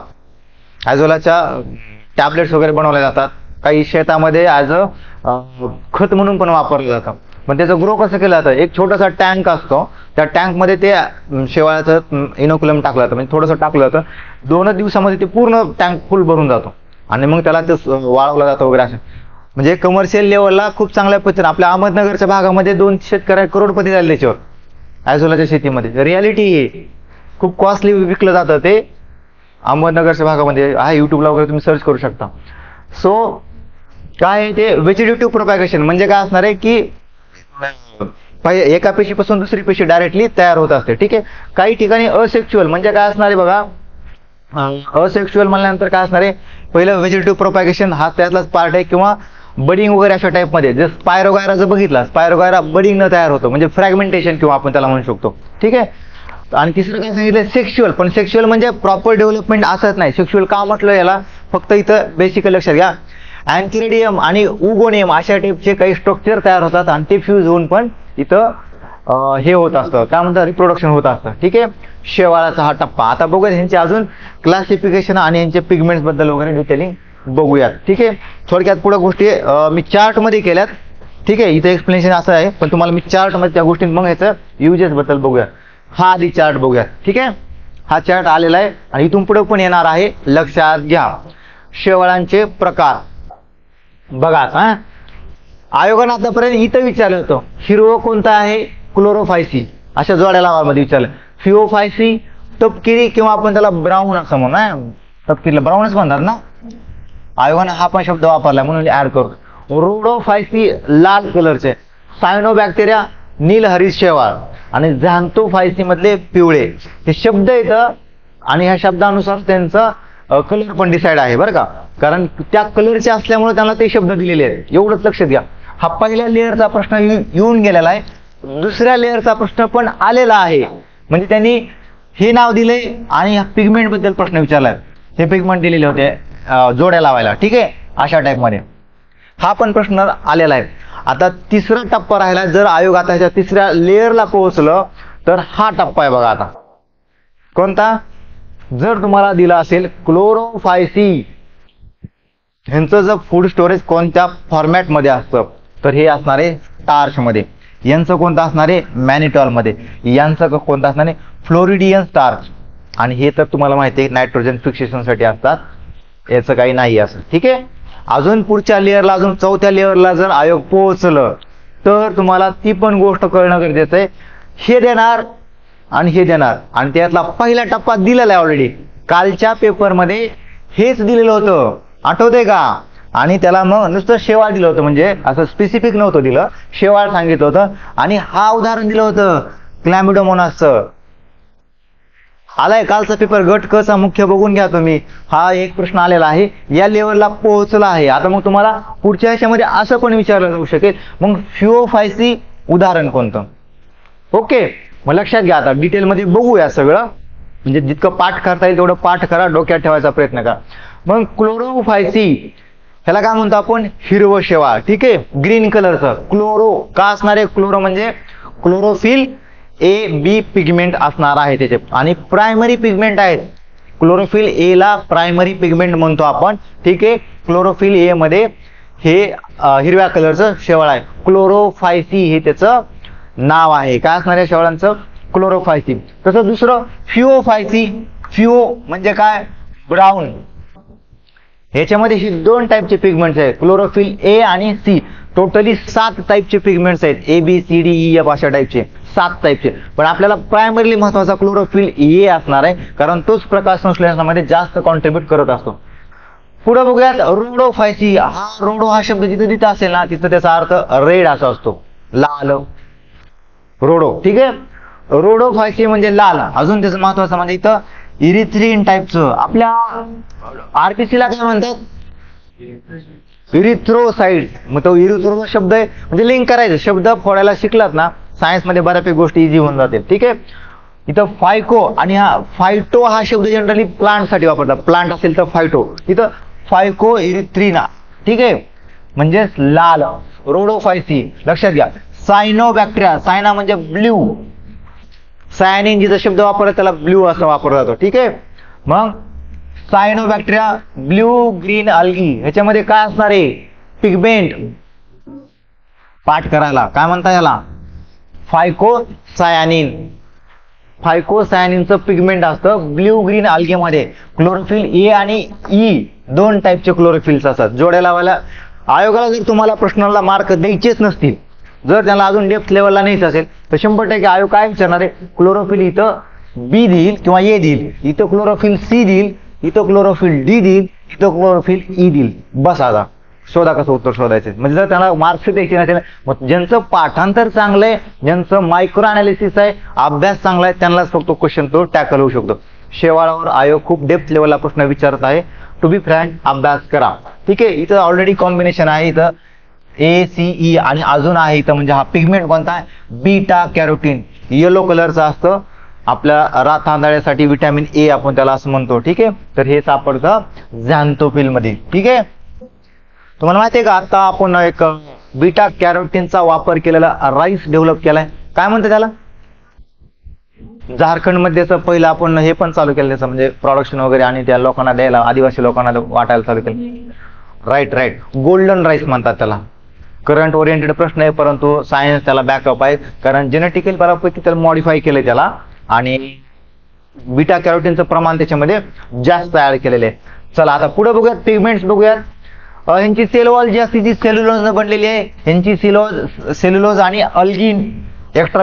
हा पण प्रश्न आता पुढचा अजून टप्पा जर विचारला तर मी जेवढं घेता येईल तेवढं डेप्थला घेतोय. म्हणजे तुम्ही बघा, तुम्हाला कितपर्यंत पोचतंय, समजतंय, तिथपर्यंत तुम्ही कॅच करा. आयोग कुठपर्यंत जाऊ शकतं आय डोंट नो, बट घ्यायचा प्रयत्न करतोय. ठीक आहे. जर अशा पद्धतीने जोड्या लावायला प्रश्न आला तर ती क्लोरोफायसी सेल वॉल जोड्या, म्हणजे या साईडला देतील हे नाव आहे क्लोरोफिल, आणि इकडे या साईडला देतील काय? Cell wall. यांच्या हे तर कालच्या याच्यामध्ये एक्झाम्पल दिलं होतं. त्याच्या अगोदर याच्यामध्ये इथं पिगमेंट्स दिले होते. इथं आता सेल वॉल हा शब्द वापरला जाईल. आणि लिहा मग तुम्ही काय जोड्या लावा. त्याच्यामध्ये सेल्युलोज असतं, क्लोरोफायसीमध्ये सेल्युलोज असतो, त्याच्यामध्ये फिओफायसीमध्ये सेल्युलोज प्लस अल्गिन असतं, इथं पेक्टिन असतं. ठीक आहे. ह्याचं काय नाही, म्हणजे तीनच तुम्हाला दिले जातील. दुसरा अजून एखादा कुठला तरी वेगळा दिला, कायटीन वगैरे दिलं कवकाचा ऑप्शन मध्ये असं. ठीक आहे. परत बघून घ्या. आता हे पिगमेंट मात्र पाठ करा बरं का, हे परत पण येऊ शकतात, कारण हे फ्ल्युकोझॅन्थिन हे ब्राऊन कलर असल्यामुळे फिओफायसी मधील हे जे अल्गी आहेत ना, हे तपकिरी कलरचे असतात. कशामुळे? मेन पिगमेंट काय आहे? फ्ल्युकोझॅन्थिन. ठीक आहे. ब्ल्यू ग्रीन अल्गीज आपण बघितलंय, आणि हे येलो कलरचे असतात. का? तर बीटा कॅरोटीन आहे, झॅन्थोफिल त्याच्यामुळे नाव आहे. येलो कलरचे किंवा आपण त्याला नारंगी कलरचं असं म्हणतो. ठीक आहे. मी सांगितलं हा पण टप्पा पाठ करण्यासारखा नवीन आयोगाच्या लेअरनुसार. फूड ह्याच्यामध्ये स्टार्च मध्ये असतं. कुठलं? क्लोरोफायसीमध्ये. फिओफायसीमध्ये मॅन्युटॉलमध्ये स्टोअर केलं जातं. स्पेसिफिक आहे, आणि हे स्पेसिफिक असल्यामुळं आता जे औषध निर्मितीमध्ये वगैरे वेगळ्या पद्धतीने जे अल्गी वापरले जातात ना, या कॅरेक्टरिस्टिक्समुळे वापरले जातात. ज्या लोकांना स्टार्च डायजेस्ट होत नाही, म्हणजे स्टार्चचा वापर होऊ शकत नाही, अशा लोकांना फूड दिलं जातं. ते फूड मॅन्युटॉलचा वापर करून दिला जातं. माहिती का, ते आपण काय म्हणतो त्याला, एनर्जी ड्रिंक टाईपमध्ये ज्या गोष्टी असतात ना, त्या अशा वेगवेगळ्या टाईपचे कार्बोहायड्रेट्स वापरले जातात. मॅन्युटॉल म्हणजे कार्बोहायड्रेटचा सोर्स आहे तो. ठीक आहे. फूडचा सोर्स आहे, आणि तो मग फिओफायसी टाईपच्या अल्गीमध्ये असतो. ठीक आहे. ब्राऊन कलरच्या अल्गी. दुसरं आहे फ्लोरिडियन स्टार्च, वेगळा टाईप आहे, लक्षात राहू द्या. आणि ह्यांचा तर आपण खत म्हणून वापर करतो. आता पुढचा टप्पा आणि यांचे एक्झाम्पल बघून घेऊयात, म्हणजे हा चार्ट आपला इथं क्लिअर होऊन जाईल. बघा, क्लोरोफायसीचे एक्झाम्पल पाठ पाहिजेत. आता आयोगानं क्लॅमिडोमोनास विचारले. उद्या अजून पुढच्या प्रश्नपत्रिकेवर तुम्हाला स्पायरोगायरा दिसेल, कारा दिसेल. तर तुमचं उदाहरण चुकलं नाही पाहिजे. हे क्लोरोफायसीच आहे. क्लोरोफायसी या चार्ट मधले स्पायरोगायरा, कारा आणि क्लॅमिडोमोनास हे 3 एक्झाम्पल पाठच झाले पाहिजे.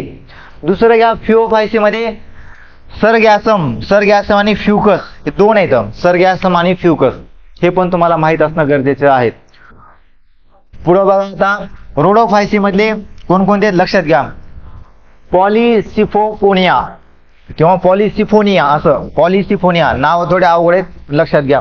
पॉरफायरा, जेलिडियम, कॉन्ड्रस हे नाव आहेत सगळे. याच्यातलं किती लक्षात ठेवतं, एखादं लक्षात ठेवलं तरी चालेल. याच्यावर ऑलरेडी प्रश्न येऊन गेलेला आहे 1 लाइनर मध्ये. Blue green algae, Nostoc, Anabaena, nitrogen fixation, तिन्ही याच्यावर प्रश्न आलाय. आपण मागच्या टॉपिक मध्ये पण ह्या गोष्टीवर थोडं डिटेल मध्ये बघितलेलं आहे. आणि झॅन्थोफिल मध्ये कोणकोणते? हे फ्लॅजिलेट्स आणि डायटम्स. काल बघितलं होतं नाही, डायटम्स आणि फ्लॅजिलेट्स. हा तशा टाईपमध्ये, ठीक आहे. आणि फ्लॅजिला असतात त्यांना.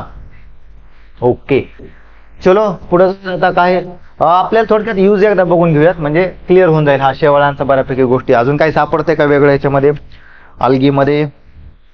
जॅन्थोफायसीन, ऑस्ट्रॅक आणि बिना बऱ्यापैकी कव्हर केलं. ते चार्टमध्येच मी सगळं एक्सप्लेनेशन दिलेलं आहे तुम्हाला. ह्याच्यामध्ये POQ भरपूर आले, फायको सायनिन, झॅन्थोफिल ह्याच्याबद्दलचे POQ आहेत, मी ऑलरेडी ऍड केले. जर विचारलं तुम्हाला तर हा एक टप्पा आता महत्वाचा आहे याच्यामध्ये, ठीक आहे. अन्नाचा स्रोत म्हणून आपण बघितले क्लोरेला स्पेस मध्ये वगैरे वापरतात, ठीक आहे. जनावरांचा चारा म्हणून ह्युकस लॅमिनारिया, कारण आज आपण फॉडर म्हणून जास्तीत जास्त पद्धतीने नुसतं शेतीमध्ये वापर नाही करू शकत. एक छोट्याशा टँक मध्ये पण ही अल्गी ग्रो केली जाते आणि खूप चांगल्या पद्धतीनं जे आता कमर्शियल लेवलला गाई म्हशी वगैरे पाळणारे लोक आहेत ना, त्यांच्यासाठी मग अशा टाईपचा अल्गी सोर्स खूप चांगल्या पद्धतीने काम करतो. आर्टिफिशियल जे फॉडर म्हणून वापरले जातात, चारा, जनावरांचा चारा म्हणून, हे 2 व्हरायटी लक्षात ठेवा, ह्युकस आणि लॅमिनारिया, ठीक आहे. मेडिसिन मध्ये अँटीबायोटिक म्हणून पण अल्गींचा वापर आहे. तुम्हाला माहिती आहे का आता मी लिहिलंय का तो नाही, मेडिसिन मध्ये आपल्याला इन्सुलिनचे इंजेक्शन डायबेटिक पेशंटला दिले जातात आता, माहिती आहे का? तर त्याच्यामध्ये काही इन्सुलिन जे मिळवलं जातं काही बॅक्टेरियापासून मिळवलं जातं आणि काही जे आहेत ना ते अल्गीपासून मिळवलं जातं. त्यांच्यावर म्हणजे त्या अल्गीला जेनेटिकली मॉडिफाय केलं जातं, कारण पॉसिबल आहे ना. पहिलं काय करायचं आपण, पॉर्क जे असतं ना, पॉर्कला काय म्हणतात, पॉर्क म्हणजे डुक्कर का, राईट ना. तर त्यांचा म्हणजे त्यांच्या पॅन्क्रियास पासून ते इन्सुलिन काढलं जायचं, परंतु त्यांचा वापर म्हणजे आपल्याला कसं झालंय माहिती का, आज इंडिया हे डायबेटिकचं हब झालेलं आहे. भारतामध्ये जगात नाही तेवढे डायबेटिक पेशंट आपल्याकडे आहेत, तर मग त्यांना इन्सुलिन कंटिन्युअसली द्यावं लागतं, दररोज इंजेक्शन्स घ्यावे लागतात, तर त्यांची शुगर मेंटेन होते. मग एवढं इन्सुलिन आणायचं कुठून? म्हणून मग सायंटिस्ट लोकांनी काही अशा गोष्टी शोधल्या, जसं की बॅक्टेरिया वगैरे आणि हे आहे अल्गी वगैरे, यांच्या थ्रू आपण ते इन्सुलिन मिळवू शकतो. आणि ते मग जेवढी डिमांड आहे तेवढी तयारी करावंच लागणार आहे. ओके. तसंच बायोडिझेल हा काय प्रकार आहे, नितीन गडकरी साहेबांना खरंच मानायला पाहिजे. मी प्रमोट नाही करत आहे, बट रियालिटी आहे की त्यांनी खूप चांगल्या पद्धतीने काही गोष्टी डेव्हलप केल्यात. बायोडिझेल म्हणजे भविष्यामध्ये इंडिया हा ऊर्जेच्या बाबतीमध्ये सेल्फ सफिशियंट होऊ शकतो. आपण त्या मार्गावर आहेत. आपण न्यूक्लिअर वापर करतोय, आपण नवीन नवीन रिन्युएबल एनर्जी काय सोर्स आहेत का ते फाइंड आउट करतो. त्यातलाच हा एक प्रकार आहे बायोडिझेल फ्रॉम अल्गी. आणि आता जो अजून महत्वाचा घटक आहे तो म्हणजे ग्रीन हायड्रोजन. सांगा रे मला काय असू शकतो हा ग्रीन हायड्रोजन प्रकार? तुम्हाला माहिती का, येलो हायड्रोजन, ग्रीन हायड्रोजन, परत ब्ल्यू हायड्रोजन हे प्रकार आहे? नाही माहिती. हायड्रोजन कार तयार झाली हे तर माहिती आहे, बरोबर. हायड्रोजन बस कार वगैरे रन केल्या पुण्यामध्ये झालेले आपल्या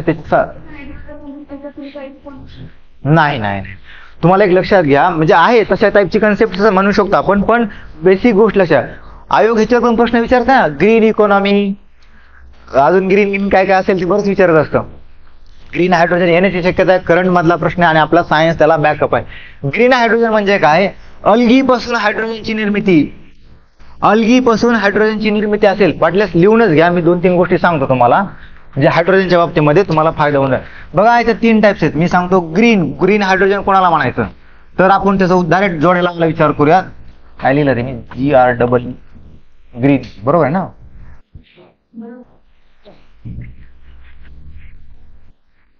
ग्रीन हायड्रोजन कशापासून, अल्गी, ठीक आहे. दुसरं काय म्हटलं मी, ब्ल्यू हायड्रोजन, पाण्यापासून, त्याला वॉटर असं म्हणतो मी. परत येलो एक हायड्रोजन आहे, अजून ब्राऊन पण आहे, पण ते आता एक्झॅक्टली मला आठवत नाही. ऍक्च्युली काय होतं बरं का, लक्षात घ्या, आपण जेव्हा हायड्रोजन तयार करतोय, हायड्रोजन ऍज अ ऊर्जा सोर्स म्हणून वापरतो. इलेक्ट्रिक किंवा आपण त्याला हायड्रोजन कार वगैरे असं म्हणू शकतो, किंवा कुठल्याही बस वगैरे त्यासाठी. पण तो हायड्रोजनची निर्मिती कोणापासून केलेली आहे, त्याचा जो बेसिक सोर्स आहे तो सोर्स जर अल्गी असेल तर त्याला म्हणायचं ग्रीन हायड्रोजन. म्हणजे ग्रीन हायड्रोजन म्हणजे काय, अल्गीला जर असं रिॲक्शन मध्ये वापर केला आणि त्याचं कन्व्हर्जन हायड्रोजन निर्मितीसाठी केलं तर त्याला काय म्हणायचं, ग्रीन हायड्रोजन. जसं की पाण्याचं डिसोसिएशन केलं, पाण्याचं माहिती आहे H2O, त्याला इलेक्ट्रोलायसिस केलं की हायड्रोजन बाजूला होतो, ऑक्सिजन बाजूला होतो, बरोबर का नाही. आणि मग तो जो हायड्रोजन वापरतो त्याला म्हणतात ब्ल्यू हायड्रोजन. ओके. तसंच येलो हायड्रोजन आहे, इथं बाकी रिन्युएबल सोर्सेस वापरले जाते, पण कशासाठी? वॉटरचंच डिसोसिएशन करण्यासाठी. इथं काय केलंय आपण? इथं इलेक्ट्रिसिटीचा वापर केलाय, म्हणजे इलेक्ट्रिक ऊर्जेचा वापर करून पाण्याचं ब्रेकडाऊन केलं आणि हायड्रोजन मिळवला. समजलं? येलो हायड्रोजन मध्ये काय होतं? पाण्याचंच डिसोसिएशन केलं जातं, बट वापरणारी एनर्जी आहे ती लाईट नाही. मग तिथं कोल असेल किंवा बाकीचे कुठले पण न्यूक्लिअर एनर्जी असेल, ठीक आहे, म्हणजे अदर एनर्जीचा वापर केला जातो इथं, म्हणजे अदर एनर्जीचा सोर्स वापरला जातो आणि त्यापासून हायड्रोजन निर्मिती केली जाते, परंतु पाण्याचंच विघटन केलं जातं, हे लक्षात घ्या. ओके. परत आगार म्हणून वापरला जातो का? पुढे जाऊयात आता. अल्गी वापरले जाते, कॅराजिना आगार मीडिया म्हणून वापरला जातो. कॉस्मेटिक्स मध्ये तर भन्नाट वापर चालू आहे आता. आज म्हणजे कॉस्मेटिक इंडस्ट्री जेवढी ग्रो होती ना, त्याचा जो बेस म्हणता येईल तुम्हाला अल्गी म्हणता येईल. कारण त्या जे जेली लिपस्टिक मध्ये वगैरे सगळ्यात जास्त पद्धतीने ह्या वापरल्या जातात, जेली त्यांच्या अल्गी मधल्या. ऑक्सिजन निर्मितीसाठी तर सगळ्यात महत्वाचं आहे, खूप चांगल्या पद्धतीने काम करतं. समुद्रामधलं जे फायटोप्लॅंक्टन्स आहेत, जे अल्गी आहेत, ते सगळ्यात जास्त ऑक्सिजनची निर्मिती करत असतात. पुन्हा इन्सुलेटर मध्ये वापरतात, फिल्टर मध्ये वापरला जातात. थिकनर, आईस्क्रीम वगैरे माहितीये का? अल्गी असतं त्याच्यामध्ये, ते काय म्हणतात त्याला, फालुदा. फालुदा खाल्ला का? आईस्क्रीमचा फालुदा वगैरे, त्याच्यामध्ये जास्त अल्गी टाकलेली असते बघा, त्याच्यामुळे थिकनर दिसतं. अल्गी जे कन्झ्युमेबल असते, इडिबल असते, असं काही प्रॉब्लेम होत नाही त्यानं. ठीक आहे. इमल्सिफायर म्हणून, इमल्सिफायर म्हणजे कसं, जे औषधं वगैरे तयार करतात त्याच्यामध्ये ॲज अ इमल्सिफाईंग एजंट काही औषधं जे असतात त्याच्यामध्ये 2 फेज असतात. 2 फेज म्हणजे एक लिपिडची किंवा लिक्विड फेज असते आणि दुसरी जी असते जे ऑइल फेज आणि वॉटर फेज यांना एकत्र करण्यासाठी इमल्सिफाईंग एजंट म्हणून सुद्धा अल्गींचा वापर केला जातो. ठीक आहे. जाऊयात पुढं. चला, पहिला ओके झालाय. थोडं जास्त डिटेलमध्ये घेतलंय कारण शेवाळ महत्वाचं म्हणून घेतलंय. आता थोडं स्पीडअप करूयात आपण. ओके. ब्रायोफायटा. ब्रायोफायटा म्हणजे काय असणार आहे? ब्रायो मीन्स मॉसेस. यांना म्हणायचं मग आता मॉसेसची सृष्टी. थॅलोफायटाला काय म्हटलं आपण? शेवाळांची सृष्टी. ओके. तर आता काय म्हणायचं आपल्याला? मॉसेसची सृष्टी म्हणजे ब्रायोफायटा, आणि ब्रायोन म्हणजेच मॉसेस, असं लक्षात घ्या. महत्वाचा पॉइंट इथं आयोग प्रत्येक वेळेस प्रश्न विचारू शकतो आणि विचारलेला आहे, आणि तो म्हणजे हा प्रश्न आहे. इथून पुढे पण येऊ शकतो स्टेटमेंटमध्ये. यांना अँफिबियन ऑफ प्लांट म्हणतात. बघा आता उत्क्रांतीचा टप्पा आपण पहिल्या टप्प्यातून थोडंसं पुढे येतोय म्हणजे आता लक्षात घ्या कसं, की पहिल्यांदा काही मुळं वगैरे असा काही प्रकार नव्हताच, परंतु आता जे असलेले ब्रायोफायटा जे आहेत ना, यांच्यामध्ये मुळं नाही आहेत, पण मुळासारखं काहीतरी स्ट्रक्चर तयार होऊ लागलेलं आहे. त्याला काय म्हणतात? रायझॉइड्स असं म्हणतात. काय म्हणतात त्याला? रायझॉइड्स. हे लक्षात घ्या. They are not true roots. ते रूट्स नाहीयेत बट ऍक्च्युअली रूट सारखे स्ट्रक्चर आहे जे पाणी ऍब्सॉर्ब करण्याला मदत करत आहेत. मग इथून पुढे तुम्ही लक्षात घ्या, आयोगामध्ये जर तुम्ही स्टेटमेंट टाकले तर पहिलं स्टेटमेंट असणार आहे यांना मॉसेसची सृष्टी म्हणतात. दुसरं स्टेटमेंट आहे म्हटलं जाईल की यांना उभयचर सजीवांची सृष्टी म्हटलं जाईल, आणि तिसरं म्हटलं जाईल की बाबा यांच्यामध्ये रायझॉइड्स तयार झालेले असतात. मग सांगा खालीलपैकी थॅलोफायटा आहे, ब्रायोफायटा आहे की टेरिडोफायटा आहे? मग तुमचं उत्तर असलं पाहिजे दिस इज ब्रायोफायटा. ओके. मग यांच्यामध्ये थोडंसं आता सेक्शुअलिटीकडे पण थोडंसं चेंजेस होत चाललंय, उत्क्रांत होत चाललेत, काहीतरी वेगळ्या पद्धतीने चालू होईल. मग इथं सुडोसेक्शुअल यांचं रिप्रोडक्शन होतं. सुडोसेक्शुअल म्हणजे प्रॉपर अजून स्पर्मॅटोजेनेसिस होत नाहीत, पण स्पर्मॅटोझॉइड्स तयार होतात आणि oocytes तयार होतात. त्याच्यानुसार यांच्या फ्युजन मधून झायगोट तयार होतो. ठीक आहे. थोड्याशा कन्सेप्ट आहेत, ऍड करा तुमच्या नोट्स मध्ये. Study of bryophyta is called as bryology. केलं ऍड ते स्टडी ऑफ ब्रायोफायटा, ब्रायोलॉजी. दुसरा पॉइंट लिहा, father of bryology Hedwig, HEDWIK. Father कुणाला म्हटलंय? हेडविक. ओके. चलो नेक्स्ट काय आहे? आणि महत्वाचं अजून, फादर ऑफ इंडियन ब्रायोलॉजी ऋषी कश्यप. म्हणजे आपलं जुनं अध्यात्म एवढं बी असं जे खूपच पुराणे असं नाही, त्यांनी खूप सायंटिफिक लेवलला पण कामं केले. ठीक आहे. Father of Indian bryology is nothing but Rishi Kashyap Rishi. त्यांनी त्याच्यावर काम केले. बघा त्यावेळेस तर काय मायक्रोस्कोप वगैरे होते, मग तरी पण त्यांनी कसं अभ्यास केला असेल. चलो आता यांचे थोडेसे टाईप बघून घ्या आणि उदाहरणच यांचे फक्त महत्वाचे आहेत आपल्याला. ठीक आहे. बघा, पहिला उदाहरण आहे ब्रायोफायटाच्या प्रकारामधलं लिव्हर वर्ड, किंवा त्याला म्हणतात, आता हे नाव लक्षात कष्ट, लिव्हर वर्ड हेच नाव लक्षात ठेवा. हे हेपॅटिकोस्पिडा अशा टाईपचं नाव लिहायला म्हणजे वाचायला बी हार्ड होतात, हे छोट्या पद्धतीने लक्षात ठेवा. आणि इथे फक्त डिफरन्सिंग पॉईंट फक्त एवढंच लक्षात ठेवायचं आहे की एक पेशीय रायझॉइड्स आहे तिथं, आणि एक पेशीय रायझॉइड्स म्हणून ह्याला काय म्हणतात, असेप्टेट. हे एक लक्षात घ्या. मी काल थोडं एक्सप्लेन केलं होतं कालच्या ह्याच्यामध्ये, सेप्टेट काय प्रकार आहे, असेप्टेट काय प्रकार आहे, ते इथं लागतं म्हणून एक्सप्लेन केलं होतं. सेप्टेट म्हणजे काय असणार आहे की यांचं पेशी डिफरन्शिएट झाले नाही, सेपरेट आउट झालेल्या नाहीत अजून. रायझॉइड्स मधल्या हे असेप्टेट आहे, सेपरेट नाही झालेला. ठीक आहे, म्हणून याला काय एक पेशीय रायझॉइड असलेला ग्रुप कोणता, लिव्हर वर्ड. आता थोडंसं सेकंड लेअरला आपण पोहोचतोय, त्या पद्धतीनं बघूयात. कुठं वाढतात, दलदलीयुक्त ओलसर भागामध्ये वाढतात, काही विषय नाही ह्याच्यामध्ये. आणि थोडं थॅलोफायटाचे गुणधर्म दाखवणार आहेत. साहजिक आहे, कारण ते आत्ताशीच डेव्हलप करत चालले आहेत, म्हणजे थॅलोफायटा ग्रुप सोडून ते थोड्याशा पुढच्या ग्रुपमध्ये शिफ्ट होत आहेत. थोडेसे मागच्या ग्रुपचे ते ग्रुप गुणधर्म दाखवणार आहेत. उदाहरण पाठ करा फक्त लिव्हर वर्ड्स मधले. रिक्शिया, RICCIA, रिक्शिया अँड मर्कॅन्शिया असं म्हणतात त्याला. स्पेलिंग लक्षात घ्या, MARCHANTIA, मर्कॅन्शिया आणि रिक्शिया असं म्हटलं जातं त्यांना. ठीक आहे, हे लिव्हर वर्ड आहेत. लिव्हर वर्ड काय लक्षात ठेवायचा, पहिला पॉईंट यांच्यामध्ये युनिसेल्युलर रायझॉइड्स असतात आणि असेप्टेड असतात. बस एवढंच लक्षात ठेवा. ही बडिंग वगैरे याच्यातून प्रजनन काही प्रॉब्लेम नाही, हे सगळं असंच असणार आहे. डेव्हलप झालेलं नाहीत म्हणल्यानंतर असंच. आता मॉसेस एक क्लास आहे, तो एक महत्वाचा पुढचा मॉसेस.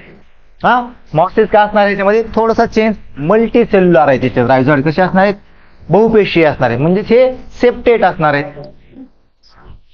ओके,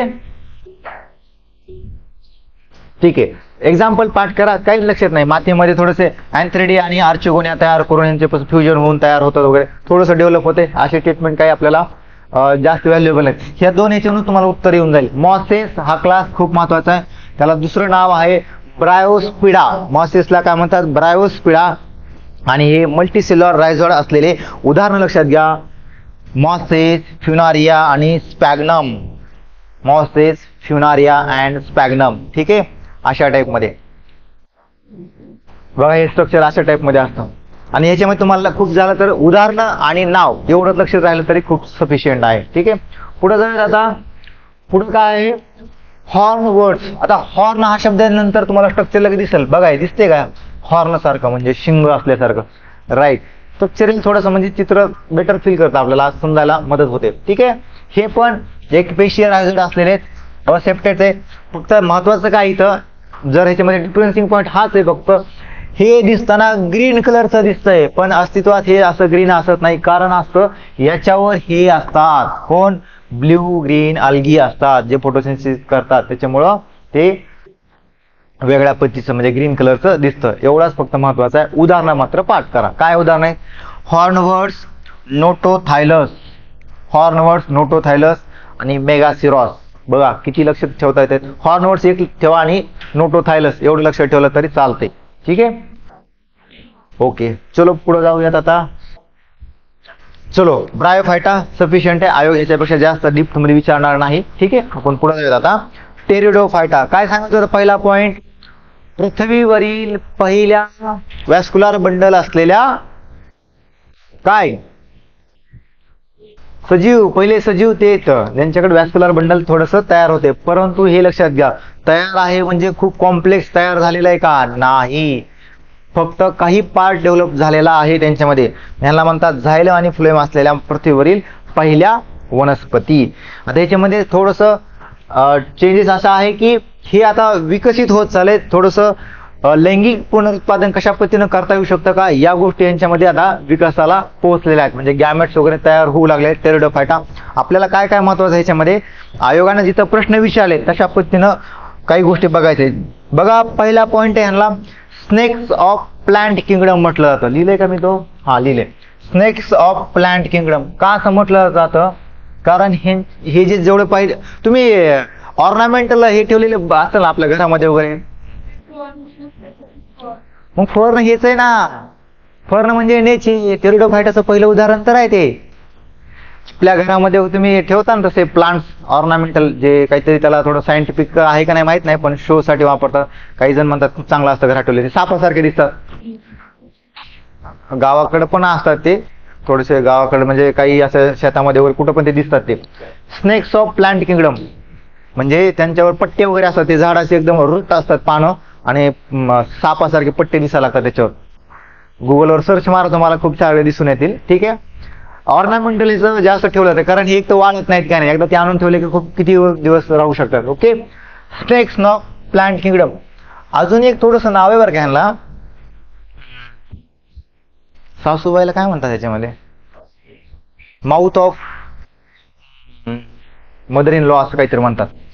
मी जरा विकिपीडियावर सर्च केलं का तर ह्या प्लांटला असं पण म्हटलं जातं, आय डोंट नो व्हाय पण असं म्हटलं जातं mouth of mother in law. मग ती बडबड करत असल्यासारखं काय असू शकतं हे काय माहित नाही. लेडवे. झायला आणि फ्लोएम असलेल्या पहिल्या वनस्पती आहेत. आपला आयोगाचा प्रश्न हा PYQ आहे की या वनस्पतीमध्ये सर्वात लहान वनस्पती जी आहे अझोला. टेरिडोफायटा मधली ही जी वनस्पती आहे ती आहे अझोला. ठीक आहे. आणि मग आपल्याला पुढचा विचारू शकतो प्रश्न, आपलं प्रेडिक्शन असणार आहे सर्वात मोठी जी असणार आहे ते म्हणजे सायाथी. सर्वात मोठी जर टेरिडोफायटा वनस्पती कोणती असेल तर त्याचं नाव असलं पाहिजे सायाथी. टेरिडोफायटा आता हे ऑटोट्रॉफिक मध्ये कन्वर्ट झालेले आहेत बरोबर, कारण स्वयंपोषण होतं यांच्यामध्ये. महत्वाचं काय, सर्व ठिकाणी आता सापडू लागले, हे दमट आहे, पाण्यात आहे, वाळूयुक्त ठिकाणी पण असतात. ठीक आहे. म्हणजे आता यांचा थोडासा विकास झालाय, ते अँफिबियन पासून आता जमिनीवर येऊ लागलेले आहेत. ओके. महत्वाचं अजून काय, यांच्यामध्ये स्पोर फॉर्मेशन होऊन लैंगिक पुनरुत्पादन होतं, काही ठिकाणी अजून अलैंगिक पण होतं. यांच्यामध्ये बरंच जे असणार आहेत ना ते पार्थेनो काय म्हणतात पार्थेनोजेनेसिस असं म्हणतात. म्हणजे काय तर विदाऊट फर्टिलायझेशन प्लांट्स तयार केले जातात, फर्टिलायझेशन न होता प्लांट्स तयार केले जातात. किंवा मग तुम्ही एक छोटे, आता इथे पुढची टप्पे आहे, पार्थेनोजेनेसिस ही खूप वाईड कन्सेप्ट आहे. याच्यामध्ये तुम्ही पाहिले का ऑफिसमध्ये वगैरे आंब्याचं झाड असतं, खूप छोटंसं असतं पण त्याला फळ आलेले असतं, पाहिले का? काही म्हणजे मोठ्या ऑफिस किंवा हॉटेलमध्ये वगैरे तुम्ही पाहिलं असेल, असे काही झाडं असतात की म्हणजे खूप मोठे असत नाही, म्हणजे छोटंसं झाड असतं एवढं एवढं पण त्याला फळं वगैरे आलेले असतात पाहिजे जसे. तर ते या प्रकारामध्ये असायला पार्थेनोजेनेसिस म्हणजे हार्मोनची वगैरे ट्रीटमेंट देऊन ह्या गोष्टी केल्या जातात. अजून काय महत्वाचं आहे का याच्यामध्ये, वर्गीकरण आहे. मी वर्गीकरण घेतलंय का याचं, बघूया. हा महत्वाचं आहे ह्या गोष्टी, म्हणजे त्याची उदाहरणं आहेत. जर डेप्थला विचारलं जोड्या लावायला तर, पण उदाहरण तर आपल्याला पाठ करायचे, कारण आयोगाने आतापर्यंत फर्नवर प्रश्न विचारलेला आहे. फर्न. ठीक आहे. आयोगाने काय विचारलंय की फर्न हे टेरिडोफायटामध्ये इथपर्यंत ठीक आहे. जर आता दुसऱ्या लेअरला जाऊन प्रश्न विचारला तर हे कोणत्या क्लासच्या अंतर्गत येतं तर आलं पाहिजे. हे कुणाचं, काय म्हणतात, स्पिनोप्सिडा काय म्हणतात बघा उच्चार काय, स्पिनोप्सिडा, स्पिनोप्सिडा असं लक्षात घ्या. ठीक आहे. आणि याचे उदाहरण काय, इक्विसेटम आणि फर्न. ठीक आहे. तसं पहिलं काय असणार आहे, पहिलं सिलोप्सिडा. आणि सिलोप्सिडाचं उदाहरण आहे का, सिलोप्सिडाचं उदाहरण लिहा, रायनिया.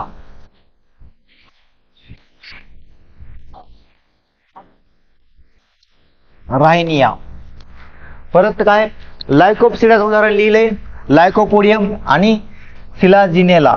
बघा इथलं कोणतं लक्ष, हे पण विचारलं वाटतं लायकोपोडियम टेरिडोफायटामध्ये. लायकोपोडियम आणि फर्न हे इम्पॉर्टंट आहेत टेरिडोफायटाचे उदाहरण. जर आता डेप्थला जाऊन पुढच्या लेअरला जाऊन जर प्रश्न विचारला तर तुम्हाला आला पाहिजे. दॅट्स वाय लायकोप्सिडा त्याचं लायकोपोडियम आहे आणि स्पिनोप्सिडा याचं उदाहरण फर्न आहे, नेच आहे. आयोग याच्यावर प्रश्न विचारतं. आणि शेवटचं जे आहे ते टेरोप्सिडा, हे पी सायलेंट आहे याचं, टेरोप्सिडा असं म्हटलं जातं. याचं उदाहरण आहे फिलिसिनी. फिलिसिनी कसं उच्चार करताय बघा, आणि टेरिस असं दोन आहेत. टेरोप्सिडा या टेरिस नुसार नाव आहे त्याचं, टेरोप्सिडा आणि टेरिस असं उदाहरण लक्षात ठेवा. यांचे पानं मोठी वगैरे असतात, हे काही एवढं महत्वाचं नाही. हे दिसतंय का तुम्हाला, ते फर्न आहे बघा, नेचर. ह्याच्या पानाच्या साईडला स्पोर्स तयार होतात. स्पोर्स म्हणजे त्यांचं हे तयार होतं, काय म्हणतात, रिप्रोडक्शन होण्याची प्रोसेस जे इथं असतं, ते पान खाली पडलं का परत त्यांच्यापासून परत झाड तयार होतं. अशा टाईप ह्याच्या स्टेजेस वगैरे आहेत, ते आपल्याला काही बघायची गरज नाही. आता जाऊयात आपण, आपल्याकडे अर्धा तास आहे आणि आज सांगितलं आपल्याला टाइमवर संपवायचं आहे, सो लगेच पुढे जाऊयात आपल्या पुढच्या टॉपिककडे. आता जाऊयात, ह्याच्यातलं लिहून घ्यायचं तुम्हाला, स्मॉलेस्ट टेरिडोफायटा लिहिले वाटतं ना, स्मॉलेस्ट लिहा. स्मॉलेस्ट जे आहेत ॲझोला, ॲझोला स्मॉलेस्ट लिहा, लिहिलंय का स्मॉलेस्ट म्हणून. आणि आता मग टॉलेस्ट एक लिहा, लिहिले वाटते ना, सयाती लिहिले ना. ओके, काय प्रॉब्लेम नाही. ओके ओके साहित्य लिहिले आपण. आता लिहा पुढचा. मग पुढचा जो टप्पा आहे तो म्हणजे ठीक आहे युजेस नॉर्मल आहे. हा एक लक्षात राहू द्या फक्त. टेरिडोफायटाला काय म्हणतात हे लक्षात राहू द्या. कोल्ड डिपॉझिट्स म्हटलं जातं, हे एक महत्वाचं आहे. म्हणजे विचारला वन लायनर मध्ये कोल्ड डिपॉझिट टेरिडोफायटा ज्या वनस्पती आहेत ना ह्याला कोल्ड डिपॉझिट्स म्हणतात. कारण आता जे कोळशाच्या खाणी आहेत, कोळशाची खाण कशा पद्धतीनं तयार होते माहिती आहे? कोल कसा तयार होतो? प्राचीन काळी खूप दिवसापूर्वी असे काहीतरी जंगल असतात, जे टेरिडोफायटाचे जंगल असतील, जे की जमिनीत गाळले गेले आणि त्या जमिनीत गाळल्यानंतर मग हाय प्रेशर आणि टेम्परेचर त्याच्यावर परिणाम होऊन त्याला हजारो वर्ष लागतात आणि त्याचा वापर ते कॉम्पॅक्ट होतात प्रेशर आणि ह्याच्यावर. त्यांचा जो कार्बन आहे त्यातलं बाकी सगळं मटेरियल निघून जाऊन नुसता फक्त कार्बन राहतो. तो कार्बन म्हणजे आपण कोल म्हणून वापरतो. ठीक आहे. सो ह्याला काय म्हणतात? जगातील कोल डिपॉझिट असं म्हटलं जातं. आणि हे जुन्या काळामध्ये जिथं जिथं गाळले गेले तिथं आता आपल्या कोलच्या खाणी सापडत असतात. ठीक आहे. मेडिसिन मध्ये पण वापर आहे, खत म्हणून वापर आहे, डेकोरेशनसाठी. ठीक आहे, डेकोरेशनसाठी वापर केला जातो. आपण म्हटलेलं आता ऑर्नामेंटल साठी वापर केला जातो. प्राण्यांना खाद्य म्हणून पण आहे आणि जमिनीची धूप कमी करण्यासाठी पण वापर होतो. जनरल आहे, तुम्हाला सगळ्यांना ह्याचं उत्तर लिहू शकता. नेक्स्ट जो टॉपिक आहे तो म्हणजे आता बीजपत्री फिनॉरोगॅम्स. फिनॉरोगॅम्स म्हणजे काय असणार आहे सांगायचं? फिनॉरोगॅम्स आणि कोणतं आपलं क्रिप्टोगॅम्स क्लासिफिकेशन कोणी केलंय सांगा पटकन. सायंटिस्ट दिला होता, नाव लिहून दिलंय, विसरलात का लगे? सांगा पटकन. इच्युलर. ठीक आहे, त्यांनी सांगितलं होतं आपल्याला की फिनॉरोगॅम्स आणि क्रिप्टोगॅम्स. आता लक्षात काय घ्यायचंय, इथं आता थोडंसं डेव्हलप झालेले असणार आहे. इथं बिया तयार होतात. ठीक आहे, बिया तयार होत आहेत, परंतु आता इथं डिफरन्सिंग पॉईंट कोणता आहे याच्यामध्ये की काही मध्ये बिया ज्या फळामध्ये असतात तर काही मध्ये या उघड्या असतात. तर आपल्याला आता तो पण क्लास बघायचा आहे फिनॉरोगॅम्सचा. जो पहिला क्लास आहे जिम्नोस्पर्म्स किंवा अनावृत्त बीजी. यांच्या बीजांना आवरण असत नाही. ठीक आहे, यांच्या बियांना आवरण असत नाही. आपण पाहिलंय की आता इथं हे असणार आहे का? झायलम आणि फ्लोएम असणार आहे का? आलंय. टेरिडोफायटापासून पुढच्या सर्व वनस्पतीमध्ये आता झायलम फ्लोएम आपल्याला पाहायला मिळतं आहे. ठीक आहे, त्यांचे पानं सुईसारखे असतात. बर ठीक आहे, दिसते का हे अशा टाईप मध्ये? मला माहिती आहे ख्रिसमस ट्री तो पण ह्याच्यामध्येच मोडतो. ठीक आहे. परत यांचे खोड शाखीय असतात आणि मुळं हे आधी मुळं असतात. बघा पुनरुत्पादन म्हणजे काय बघा. आता हे जो आहे ना हा सायकस प्लांट आहे, सायकस राईट. तर ह्याच्यामध्ये फिमेल कोन आणि मेल कोन असं दोन स्ट्रक्चर आहे. आणि हे फिमेल कोन आहे तो काय करणार आहे? oogenesis तयार करणार आहे, म्हणजे oocyte तयार करणार आहे. आणि मेल जो असणार आहे तो काय तयार करणार आहे? तो स्पर्मॅटोसाइट तयार करणार आहे. आणि यांचं फ्युजन होऊन मग परत रिप्रोडक्शन होणार आहे, झायगोट तयार होणार आहे. ठीक आहे. म्हणजे याचं पुनरुत्पादन आता थोडंसं डेव्हलप लेवलला, जसं की आता आपण पाहतो अँजिओस्पर्म्स मध्ये पोलन ग्रेन्स तयार होतात. पोलन ग्रेन्स मध्ये ज्यावेळेस स्टिग्मावर पडतात ओव्हरीमध्ये फर्टिलायझेशन करून आणतात. मग ट्रिपल फ्युजन काय आहे, ट्रिपल फर्टिलायझेशन काय आहे आणि डबल फ्युजन काय प्रकारे, हे सर्व गोष्टी आपल्याला बघायच्या रिप्रोडक्शन टॉपिक्स मध्ये वनस्पतीच्या. आयोगाचा प्रश्न इथं आलेला आहे. हा PYQ आहे. आपण त्याचा पुढचं लेअर बघतोय, प्रेडिक्शन करतोय. सर्वात लहान आहे झामिया पिग्मिया. आलाय का रे? सर्वात लहान वनस्पती कुठली? जिम्नोस्पर्म्स मधील. मग आता सर्वात उंच कोणती आहे? तर ही आहे बघा सेक्वोया जायजंटिया. मी तुम्हाला काल 2-3 वेळेस पण हा शब्द वापरला, पण मी सेक्वोशिया म्हटलं. ऍक्च्युअली स्पेलिंग अशी आहे सेक्वोया जायजंटिया किंवा जायजंशिया. जायंट ट्री म्हणतात त्याला, जायंट ट्री. अमेझॉनच्या खोरामध्ये सापडतात. हे जिम्नोस्पर्म्स मधील आहेत. आता हा एक कन्सेप्ट आहे लिव्हिंग फोसाइल्स. फोसाइल्स म्हणजे काय? अवशेष. पण ह्याला लिव्हिंग का म्हटले? प्राण्यामध्ये कोणते माहिती आहे का लिव्हिंग फोसाइल कोणाला म्हटलं तर प्राण्यामध्ये? कासव. हजारो वर्षापासून कासव अस्तित्वात आहेत. म्हणजे आपल्या जर अध्यात्माचा थोडा विचार घेतला तर पार म्हणजे विष्णू पुराणापासून ते कासव अस्तित्वात. तुम्हाला आठवते का कासव मध्ये काहीतरी इव्होल्युशन झालं, लय चेंजेस झालाय? ते जसं आहे तसंच आहे, म्हणून त्यांना म्हणतात फॉसाईल. औषध ते असं बी असलं तरी ते जर आपण आता हजारो वर्षापूर्वी जर औषध शोधलं असतं कासवाचं तर ते आपला जसं आता कासव दिसते तसं दिसतं का नाही? तसं दिसलं असतं का नाही? दॅट्स वाय ते फॉसाईल सारखं. तसंच मग आता जे काही प्लांट्स आहेत सायकस, जिंकगो बायलोबा, हे माहिती आहे का मेडिसिनल खूप महत्वाचं आहे. जिंकगो मेडिसिन मध्ये खूप कोरोनाच्या काळामध्ये याचे पण खूप वापर झालेला आहे बघा. हे मेडिसिनल पर्पजसाठी खूप वापरलं जातं. यांना म्हणतात लिव्हिंग फॉसाईल. लिव्हिंग फॉसाईलचा अर्थ असा असतो की ज्यांच्या उत्क्रांतीमध्ये खूप असा बदल झालेला नाही, म्युटेशन त्यांचे झालेले नाहीत, तर त्यांच्यामध्ये बऱ्यापैकी जे जुने कॅरेक्टरिस्टिक्स होते ते आहे तसेच आलेले आहेत, पुढं अजून पण कंटिन्यू आहेत आणि हे सध्या अजून जिवंत आहे, ह्यांचा नाश झालेला नाही. जसं की डायनोसॉर्स वगैरे यांचा आता नाश होऊन गेलेला आहे. ओके, तसं लिव्हिंग फॉसाईल जर वन लाईनर मध्ये प्रश्न आला तर लक्षात घ्या, या जिम्नोस्पर्म्स मध्ये लिव्हिंग फॉसाईल म्हणून सायकस हा प्लांट आहे, जिंकोगो बायलोबा हा एक प्लांट आहे आणि हे मेटासेक्युआ म्हणून एक प्लांट आहे. ठीक आहे, बरेचसे आता हे सायकसवर प्रश्न आलेला होता, मागच्या गडबड आलेला जोड्या लावायला. सायकस हे खालीलपैकी कोणत्या ह्याच्यातले जिम्नोस्पर्म्स मध्ये. ऍक्च्युअली आता आयोग ह्याच्या पुढच्या लेवलला गेले आणि काही प्रश्न असतील विज्ञानामध्ये खरंच स्किप पण करायचे असते बरं का, हे पण सांगेल तुम्हाला मी. कारण असं जनरली मी का म्हणून जास्त सांगत नाही, पण एक सांगतो तुम्हाला, कारण ह्यांनी आता ह्याच्या ऑर्डरवर प्रश्न विचारला आहे. म्हणजे एका सायकस या प्लांटची ऑर्डर काय आहे, आपण जे क्लासिफिकेशन पहिले बघितला, जिन्नस, स्पेसीज, फॅमिली, ऑर्डर, क्लास वगैरे, ते शॉर्टकट लक्षात आहे का कालचा? काल एक शॉर्टकट सांगितला होता मी, तो लक्षात ठेवण्यासाठी, आठवत आहे ना? ठीक आहे, आठवत आहे का? सांगा बरं एकदा, कोणतं रिवाइज करा. एक जण सांगा कोणतरी, म्हणजे मला बी आठवल परत, मी पण विसरलो. काय?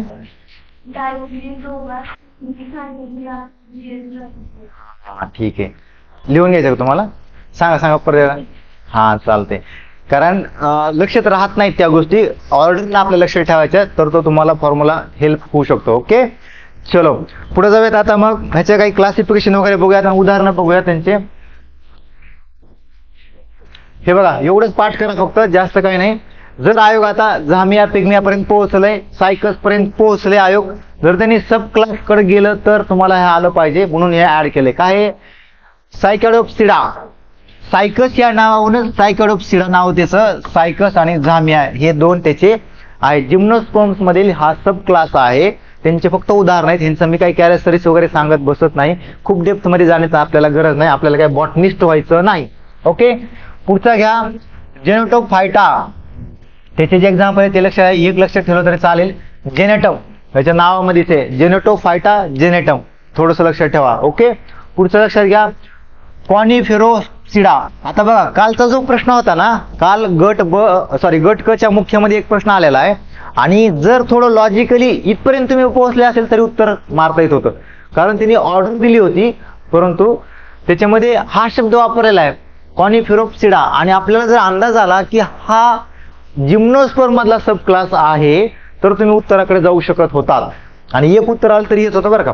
ज्यावेळेस आयोग पुढच्या लेअर मध्ये जाऊन प्रश्न विचारतं, तर लक्षात घ्या, अशा ठिकाणी तुम्हाला काही एक पण उत्तर असेल ना माहीत, तर तुम्ही उत्तराकडे जाऊ शकता. मग तुम्हाला लय टेस्ट नाही करत ते, पण बेसिक तरी टेस्ट केलं जातं तुम्हाला. ओके, तर त्याचं ऑप्शन मध्ये मला वाटतं जिंकोगोस होतं, आणि हे असं होतं कॉनिफेरोप्सिडा. फॅमिलीचं नाव पण तसंच असतं, ह्यांच्याच लिंक मध्ये काहीतरी नाव असतं त्याचं. ठीक आहे, मग लक्षात घ्या, पायनस आणि हे, मग यांचं पान कसे असणार आहेत रे? कोनिफर, सुई सारखे. हा, राईट राईट राईट, तशा टाईप मध्ये. ती फॅमिली यांच्या नावानं तयार होत असते. मग पायनस आणि जिंकोगो हे त्या टाईपचे वनस्पती आहेत. ओके, लिंक लावायला शिका थोडं थोडं. युजेस तर काय कॉमन आहे. हा, जर आता पुढचं एक प्रेडिक्शन म्हणून आयोगाच्या थोडंसं अजून आवडीचा प्रश्न असलं काही विचारलं तर, कारण लिव्हिंग फॉसाईलवर प्रश्न विचारलेला आहे, त्याच्यामुळे अशा टाईप मध्ये काही विचारतात. जिंकोगो बायलोबा ही जी वनस्पती, यांना काय म्हणतात? कनेक्टिंग लिंक बिटवीन कोण? Pteridophyta and gymnosperms. लक्षात घ्या, जे मागचा क्लास होता टेरिडोफायटा, आणि हे जे जिम्नोस्पर्म्स आताचा ऍडव्हान्स क्लास आहे, तर जिंकोगो बायलोबा हे दोन्ही क्लास मधले काही फीचर्स दाखवतात. टेरिडोफायटाचे पण काही वैशिष्ट्य दाखवतात आणि जिम्नोस्पर्मचे, म्हणून ह्याला काय म्हणतात? कनेक्टिंग लिंक, दोन्ही मधील दुवा, कनेक्टिंग लिंक. युजेस आपल्याला माहिती आहे, मेडिसिनवर 2015 राज्यसेवा प्रिलिम्स आणि युपीएससी मध्ये सलग प्रश्न आलेला होता, तो म्हणजे यू ट्री बद्दल. हिमालयामध्ये सापडतात यू ट्री. डायरेक्ट ऑप्शन मध्ये दिलं होतं की खालीलपैकी कोणता घटक हा कॅन्सर या रोगावर वापरण्यात येतो. ऑप्शन दिलं होतं काय? बेडकाच्या पाठीवर, काय स्किनचं काहीतरी पार्ट सांगितलं होतं, एक ऑप्शन तसं होतं, आणि दुसरं असे वेगवेगळे ऑप्शन होते, आणि एक होतं यू ट्री. तर तुमच्या माहिती हो की यू ट्री ही कॅन्सर मध्ये खूप चांगल्या पद्धतीने कॉन्ट्रीब्युट करते, कॅन्सरवर त्याचा उपाय होऊ शकतो. आणि हे आपल्या हिमालयात आहे बरं का, आपल्या भागामध्ये. हिमालयाच्या भागामध्ये ही ट्री सापडते आणि कुठल्या याच्यामध्ये आहे, जिम्नोस्पर्म्स. ठीक आहे. बाकी पुन्हा पेपर इंडस्ट्रीमध्ये याचा वापर आहे, वार्निशेस आणि ऊड उद्योगामध्ये पण वापर यांचा आहे. चलो आगे चलते हैं, पुढे बघूया. अँजिओस्पर्म्स. आता आपला हा शेवटचा क्लास असणार आहे. सगळ्यात विकसित असलेला फळं, फुलं, पानं, खोड सर्व काही अस्तित्वात असलेला हा म्हणजे जिम्नोस्पर्म्स, सॉरी अँजिओस्पर्म्स. ओके, अँजिओस्पर्म्स. याला काय म्हणतो, आवृत्तबीजी. आवृत्तबीजीचा अर्थ काय होतो, यांच्यामध्ये असणारं जे बिया आहेत त्या बिया कशा असणार आहेत, फळामध्ये. ठीक आहे. म्हणजे ज्याच्यामध्ये जे पाहिजे की काय असणार याच्यामध्ये, इथं जो कन्सेप्ट आहे डबल फर्टिलायझेशन आणि ट्रिपल फ्युजन, हे थोडक्यात सांगतो तुम्हाला हा काय प्रकार आहे ती लक्षात घ्या. फुलाचं जे स्ट्रक्चर तुम्ही पाहिलेलं असेल, आपण डायरेक्ट फर्टिलायझेशन मध्ये जाऊयात. आणि फुलामध्ये असणारी ही ओव्हरी आहे, समजा ही स्टिग्मा आहे अशा टाइप मध्ये, आणि समजा ही अशी ओव्हरी असते. ठीक आहे. आणि स्टिग्मा इथं ज्यावेळेस पोलन ग्रेन्स पडतो त्यावेळेस मग त्याच्यामध्ये 2 न्यूक्लियस असतात, 2 केंद्रक असतात पोलन ग्रेन मध्ये. ठीक आहे. मग इथं जी ओव्हरी असते का, ते ओव्हरीचं स्ट्रक्चर मध्ये लक्षात घ्या असं. ठीक आहे. तर याच्यामध्ये काय असतं, इथं 2 पोलार न्यूक्लिया असतात. ठीक आहे. आणि इथं 3 पेशी असतात. हे पुन्हा डिटेलमध्ये आपण बघूयात. आणि इथं पण 3, अशा टोटल 8 पेशी असतात ओव्हरीमध्ये. काय असतात, 8 पेशी. आणि इथून येणारे जे 2 केंद्रक आहेत ते फुलाचं अंतर्गत स्ट्रक्चर आहे बरं का, ज्याला आपण कार्पेल असं म्हणतो ना, सेपल पेटल्स कार्पेल्स, बरोबर, ओव्हरीचं. तर लक्षात घ्या, ज्यावेळेस हे जे 2 केंद्रक असतात ना, हे 2 केंद्रक वेगवेगळ्या ठिकाणी फ्यूज होतात. म्हणजे काय, एक केंद्रक येतो तो या ठिकाणी फ्यूज होतो आणि इथून काय तयार करतो, एंडोस्पर्म तयार काय करतो, एंडोस्पर्म, ज्याचं रूपांतर पुन्हा फळाचा गर म्हणून होतो. फळाचा जो गर असो तो कन्व्हर्जन होतं. आणि दुसरा जो असतो एक काय म्हणता, दुसरा जो केंद्रक आहे तो काय करतो, इथं जी एग सेल असते त्याच्यासोबत रिॲक्ट होतो, त्याला त्याच्यापासून मग झायगोट तयार करतो, किंवा त्याला आपण काय म्हणू शकतो, म्हणजे जो एग असतो तो एग पुढं झायगोट मध्ये, म्हणजे ऍक्च्युली मेन जो पार्ट आहे रिप्रोडक्शन मधला जो मेन पार्ट आहे तो इथं तयार होत असतो. म्हणजे आपली बीज जे तयार होणार आहे ते इथं तयार होतं. ठीक आहे. सीड ही बिया इथं तयार होणार आहे आणि त्याला सपोर्ट करणारा एंडोस्पर्म इथं तयार होणार. 2 केंद्रकाचं 2 फ्युजन झालं म्हणून ह्याला काय म्हणतात, 2दा फर्टिलायझेशन झालं म्हणून डबल फर्टिलायझेशन म्हणतात. परंतु ट्रिपल फ्युजन का म्हटलं जातं, तर इथं 2 पोलार न्यूक्लिया असतात. 2 पोलार न्यूक्लिया सोबत हा एक जो केंद्रक आहे तो मिक्स होतो म्हणून ह्याला ट्रिपल फ्युजन, म्हणजे वरून आणायला 1 आणि इथं असलेल्या 2 पोलार सेल या तिघांचं फ्युजन होतं. ठीक आहे. म्हणून ह्याला काय म्हटलं तर ट्रिपल फ्युजन. अशा पद्धतीने डिटेलमध्ये बघूयात. थोडंसं फक्त रॉ सांगितलं तुम्हाला. कॉम्प्लेक्स घटना ही अँजिओस्पर्म्स मधली, त्याच्यामुळेच मग हायर प्लांट्स डेव्हलप होत आहेत. ठीक आहे. काय काय लक्षात ठेवायचं यांना, आपल्याला लैंगिक अवयवांच्या स्पष्ट दिसतात, फुलं दिसतात का नाही, बिया कशा असणार आहेत, झाकलेल्या, प्रोटेक्ट केलेल्या. ठीक आहे. मग हे 2 ही एक महत्वाची कन्सेप्ट, डबल फर्टिलायझेशन आणि ट्रिपल फ्युजन होतं. आयोगाने विचारलेले प्रश्न बघूयात. वोल्फिया बद्दल प्रश्न विचारला आहे. अँजिओस्पर्म मधील सर्वात लहान वनस्पती वोल्फिया, प्रश्न आलेला आहे, PYQ आहे. ठीक आहे. चलो पुढं काय अजून, पुढं काय आहे, अँजिओस्पर्म मध्ये सर्वात उंच काय रे, युकॅलिप्टस म्हणजे काय, युकॅलिप्टस ऐकलंस ना. युकॅलिप्टस आता थंडीच्या काळामध्ये युकॅलिप्टस ऑइलचा वापर केला जातो, राईट. निलगिरी खूप उंच असतं का नाही, तर अँजिओस्पर्म्स मधील ते सर्वात उंच आहे. ठीक आहे. मोस्ट ऑफ आता हे सगळे इव्हॉल्व झालेत, म्हणजे जमिनीवरच असणारे, काही थोड्याफार प्रमाणात अँजिओस्पर्म्स पण अजून पाण्यामध्ये पण दिसतात. ठीक आहे. चला, म्हणजे आपण काय पाहिलं की सीडचं रूपांतर जे होतंय ते कोणाचं होतंय, बीजांडपासून म्हणजे ओव्हिल पासून सीड तयार होतं आणि ओव्हरी रूपांतर फळामध्ये होतं. हे जे आहे ना ओव्हरी, कम्प्लीट ओव्हरी, हे फळ तयार होतं. आणि ह्याचं जे असणार आहे त्याच्यामधला हा एंडोस्पर्म, जोपर्यंत बियाचं जर्मिनेशन होत नाही तोपर्यंत त्याला काहीतरी ऊर्जा लागणार आहे, ती ऊर्जा या एंडोस्पर्म पासून मिळत असते. ओके. आणि ज्यावेळेस पुन्हा म्हणजे फेवरेबल कंडिशन्स तयार होतील त्यावेळेस बियाचं रूपांतर झाडामध्ये होतं. चलो आगे चलते. समजलं इथपर्यंत सगळ्यांना. पुढे जाता आपला क्लासिफिकेशन मधला हा पार्ट. आवृत्तबीजीचं क्लासिफिकेशन 2 मध्ये घेतलेलं आहे, मोनोकॉट आणि डायकॉट. ठीक आहे. बघा काय काय महत्वाचे पॉईंट्स याच्यामध्ये का. पहिला पॉईंट लक्षात घ्या, यांच्या बियामध्ये एकच दल असते म्हणून याला मोनोकॉट म्हणतात. क्लिअर झालं हे तर. आणि डायकॉट मध्ये काय असणार आहेत, 2 दले असणार आहेत. भुईमुगचं आठवत असेल किंवा आपल्या डाळी ज्या असतील त्याला जर त्यांची बीज कट केली तर तुम्हाला त्याच्यामध्ये 2 लेअर दिसतात बघा, 2 पार्ट्स. ते म्हणजे काय असणार आहेत या डायकॉट. ठीक आहे. आता बघा मग ह्याच्यामध्ये मगाशी बोललेलो तुम्हाला की पॅरलल व्हेनेशन काय आहे. त्यांच्या पानामध्ये जर तुम्ही मोनोकॉट बघितलं म्हणजे मक्याचं झाड बघितलं तर त्यांचे पानं तुम्ही डोळ्यासमोर आणा, तुम्हाला काय दिसणार आहे, पॅरलल. 2 वेन एकामेकाला कनेक्ट होत नाहीत, पूर्णतः पॅरलली असतात. समांतर व्हेनेशन म्हणतात त्याला. आणि इथं जे असणार त्याला म्हणतात रेटिक्युलेट व्हेनेशन. म्हणजे तुम्हाला पिंपळाचे झाड सांगितलं, तुम्हाला माहिती आहे पिंपळाचं पान जर वहीमध्ये वगैरे ठेवायचा प्रकार पहिला आपण करायचो बघा. आणि काही दिवसानं फक्त शिरा दिसायच्या, जाळी दिसायची एकदम, नाही का, ते म्हणजे काय असणार आहे, रेटिक्युलेट. म्हणून लक्षात घ्यायचं की हे डायकॉटिलॉडॉन आहे. ठीक आहे, डायकॉट मध्ये येतं. अजून महत्वाचं काय, मुळे ऍडव्हेंटिशियस आहेत. म्हणजे काय लक्षात घ्या, हा पण मुद्दा लक्षात घ्या. समजा मक्याचं झाड तुम्ही बघितलं तर ते तुम्हाला दिसेल की मुळं खूप जमिनीत खोलपर्यंत गेलेले असतात का, नसतात, एकदम इथं असतात. आणि त्यांच्या झाडाला थोडेसे वरच्या पण अजून मुळ्या आलेल्या असतात, ते पण इथं कनेक्ट झाल्या अशा टाइम. राईट, बरोबर. मग हे काय असणार, याला ऍडव्हेंटिशियस मुळं असं म्हणतात, वरच्या वर असतात. आणि जे असतात त्याच्यामुळे हे इथं पण आपल्याला क्लासिफिकेशन कसं लक्षात ठेवायचं आहे की या वनस्पती सुद्धा सुरुवातीच्या फेज मधल्या, अँजिओस्पर्म मधल्या सुरुवातीच्या, नंतर हेच कन्व्हर्जन डायकॉट मध्ये झालेलं आहे. म्हणजे जर उत्क्रांतीचे आपण टप्पे कसे पाहतोय ना, तर हे सुरुवातीच्या टप्प्यातले, हे नंतरच्या. मग आता ह्यांचे मुळं कसे असणारे, टॅप रूट. म्हणजे जर तुम्ही आता बाबळीचं झाड वगैरे बघितलं त्याच्या रूट कशा असणार, आधी मोठे रूट असतात, बरोबर का नाही, टॅप रूट. आणि नंतर मग ह्याला कुठेतरी सेकंडरी रूट थोडेफार तयार झालेले असतात अशा टाईपमध्ये. किंवा तुम्ही मोहरी वगैरे बघा, मोहरी, मस्टार्ड, त्यांच्यामध्ये पण तसंच असतं, एकदम मोठे रूट असतात आणि त्याला पुन्हा प्रायमरी आणि सेकंडरी रूट पुन्हा छोटे छोटे. इथं रूट कॅप पण असते बघा शेवटी अशा टाईपमध्ये. त्याला काय म्हणतात, टॅप रूट सिस्टीम असलेले. कुठं असतं, डायकॉट डेव्हलप झालेल्या याच्यामध्ये. यांचं खोड पोकळ असतं, हा पण टप्पा. म्हणजे तुमच्या ऑब्झर्वेशन मोनोकॉट आणि डायकॉट. आयोग काय करतं माहितीये का, डायरेक्ट उदाहरण देतं, ऊस ही वनस्पती खालीलपैकी कोणत्या ह्याच्यात आहे, म्हणजे थॅलोफायटा, ब्रायोफायटा, मोनोकॉट, डायकॉट सांगा.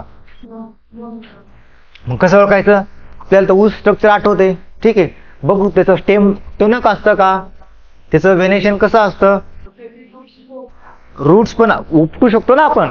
म्हणजे लक्षात घ्यायचं ते ऍडव्हेंटिशियस रूट्स मध्ये लॉजिक लावता येतं का नाही, म्हणून हे असं पद्धतीनं यांचं खोड पोकळ असतं बघा. बाजरी असेल, ज्वारी असेल किंवा ऊस असेल तर हे सर्व कुठे येत आहेत, हे मोनोकॉट मध्ये.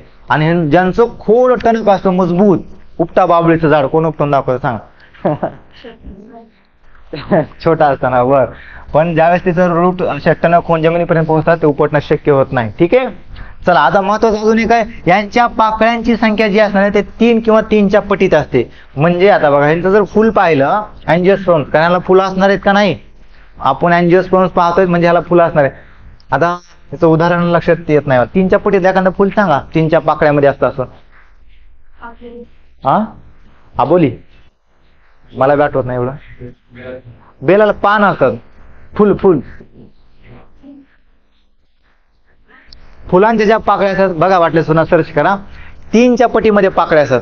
म्हणजे 3, 6, 9 अशाच असतात पाकळ्यांची जी संख्या आहे ना, ती अशीच असते बघा.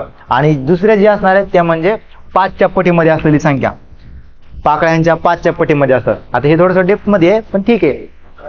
हा, धोत्रा किती असं जॉईंट असतात, फ्युजर असतात नाही वाटते, मध्ये सेपरेटर नाहीत ना, ते पण एक वेगळ्या क्लासिफिकेशन मध्ये मोडतो पार्ट, फ्युजर असलेल्या. आपण जास्त कधी ऑब्झर्व करत नाहीत, पण आंबा, सूर्यफूल वगैरे जे आहेत, आता सूर्यफुलाचे असू शकतात बघा 5च्या पटीमध्ये. सूर्यफुलाचे आहेत ना 5, आपण कधी काही काउंट नाही केल्या, पण हिबिस्कस, जास्वंद 3च्या पटीमध्ये. करेक्ट, हिबिस्कस येणार इकडं, करेक्ट. जास्वंद हे इथं येऊ शकतं बघा. ही गवत आहे बघा, गावात झाली. हा, हिबिस्कस म्हणजे जास्वंद, त्याचे 3च असतात. किती असतात मेन, 5 असतात का, कन्फर्म करा. जर 5 असेल तर इकडे येणार, 3 असेल तर इकडे येणार, कन्फर्म करा. ठीक आहे, पण गवत लक्षात घ्या, गवत जे असणार आहे ते त्याचे काय फुलं आपण बघत नाहीत, पण बांबू, गवत, भात, मका हे जे असणार आहे ते मोनोकॉट मध्ये ठीक आहे. इव्हन ऊस ऍड करा, ऊस इथं ऊस आलेला आहे, प्रश्न आलेला आहे. डायकॉट मध्ये हे आंबा, वड, मोहरी अशा पद्धतीनं लक्षात घ्या. ओके, चलो पुढे जाऊया. आता अजून एक कन्सेप्ट, किती वेळ झाला, टाइम झालाय का? अजून आहेत 5-10 मिनिटं आहेत आपल्याकडं. पण हा एक शेवटचा टप्पा कम्प्लीट करूया. काय होतं बघा, प्रत्येक वनस्पतीमध्ये ज्यावेळेस त्यांचा आता विकासाचे टप्पे पुढे जात आहेत, तुलिप, हा ते दाखवत ते म्हणजे काय, ते 3च्या पटीमध्ये तुलिप.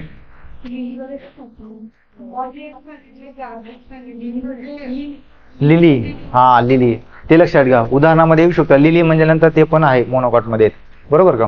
तुलिप म्हणल्यानंतर ते हमारी यादोरी कहाणी कोणता ते मूवी होता इम्रान हाशमीचा, त्याच्यामध्ये होतं का ते फुलं तुलिपची? हा राईट राईट राईट राईट. ठीक आहे, चलो पुढे जाऊया. लक्षात घ्या, उदाहरण असं काहीतरी लिंक लावून लक्षात ठेवायचं, म्हणजे आपल्याला एक्झाम हॉलमध्ये त्या प्रेशरमध्ये आठवतात. कारण कालच्या पेपरमध्ये बऱ्याच मुलांचं एक कमेंट अशा पद्धतीने आल्या की अभ्यास चांगला होता पण कालचा सेकंड पेपर त्यांना हँडल नाही करता आला. म्हणजे माझे फ्रेंड्स आहेत, ऑलरेडी मेन्स दिलेले आहेत, तरीही त्यांना सेकंड पेपरमध्ये मार्क्स बिलो 50 आहे. हे असं का?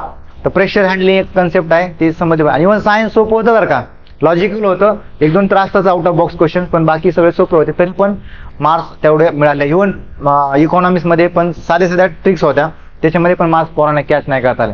असंच होतं, आपला अभ्यास चांगला असतो पण एक्झामच्या त्या प्रेशरमध्ये आठवत नाही. म्हणून आत्ताच काय करायचं, अभ्यासच अशा पद्धतीनं करायचा की काहीतरी लिंक करून ठेवायचा. म्हणजे कसं असतं, ब्रेनला डायरेक्ट नाही आठवलं तर त्या लिंकच्या थ्रू आठवायला मदत होऊन जाते. राईट. शेवटची कन्सेप्ट आहे ती आपण बघूयात, काय आहे ती. ही कन्सेप्ट आहे अल्टरनेशन ऑफ जनरेशन. म्हणजे काय असतं, थोडक्यात समजून घ्यायची. फेजेस आहेत हायर याच्यामध्ये, जसं की आपल्या ह्युमन बिईंग मध्ये पण ही फेज असते. म्हणजे काय फेज असते बघा, जसं मुलं आता वयात आल्यानंतर यांच्यामध्ये स्पर्मॅटोजेनेसिस हा प्रकार चालू होतो, स्पर्म्स तयार होणं चालू होतं. ठीक आहे. आणि ते जे असतात, म्हणजे पहिल्या ज्या बेसिक पेशी असतात त्या असतात सोमॅटिक पेशी, बरोबर का, सोमॅटिक सेल्स. त्यांचं डिफरन्शिएशन होऊन पुन्हा आपल्या स्पर्म मध्ये कन्व्हर्जन होतं. ती जी फेज असते, म्हणजे आता हे 2n आणि n काय प्रकार हे माहिती आहे का, हॅप्लॉइड आणि डिप्लॉइड, बरोबर का. म्हणजे ते गुणसूत्रांचं जे नंबर असतात, इथे किती असणार आहे 46, इथे किती असणार आहे 23. हे आपलं सांगतोय हा, म्हणजे ह्युमन बिईंगचं. ओके, सो ही फेज आहे.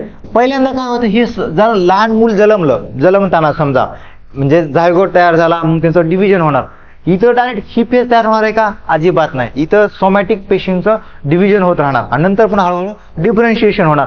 परंतु ज्यावेळेस ते वयात येतात त्याच वेळामध्ये ह्यांच्यामध्ये ही फेज चालू होती. म्हणजे 2n नंबरचा n नंबरमध्ये कन्व्हर्जन. जो स्पर्म असतो किंवा आपण त्याला काय म्हणू शकतो, स्पर्मॅटोजेनेसिस कंप्लीट झाल्यानंतर गुणसूत्र सेपरेट आउट होतात आणि ते सेपरेट आउट झालेले गुणसूत्र म्हणजे 23. टोटल आपल्याकडे पेअर असते, 23 गुणसूत्रांची पेअर असते. नंतर ह्यांच्यामध्ये जर फेज चेंज झाली, ह्या फेजला काय म्हणतात, गॅमेटोफायटिक फेज. काय म्हणतात, गॅमेटोफाइट्स ही म्हणतात गॅमेटोफायटिक फेज. ठीक आहे. आणि ही आपल्या ह्याच्यामध्ये जी घटना घडते, ह्या घटनेला काय म्हणतात, मिओसिस. काय म्हणतात, मिओसिस, बरोबर ना. म्हणजे काय होतं बघा, एक मिओसिस झाल्यानंतर एका पेशीपासून, बेसिकली एक पेशी आहे याच्यापासून 4 डॉटर पेशी तयार होतात.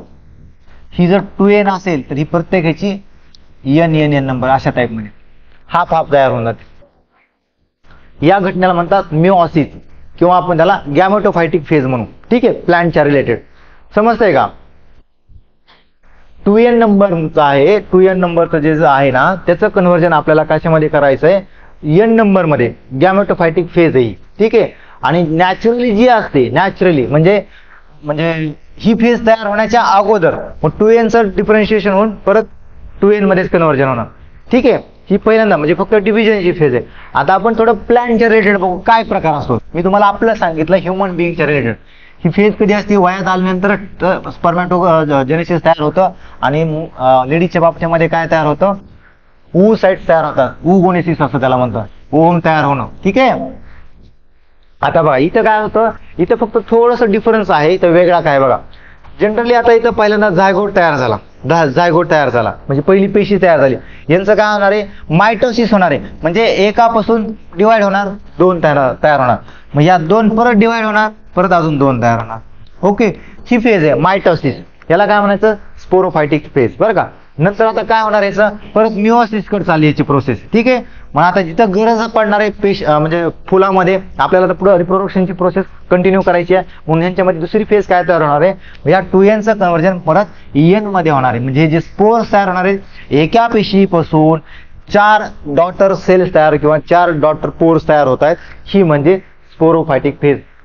पुढे गॅमेटोफायटिक फेज पुढची. ही झाली स्पोरोफायटिक, झायगोट पासून डिव्हिजन होऊन ही फेज तयार झाली.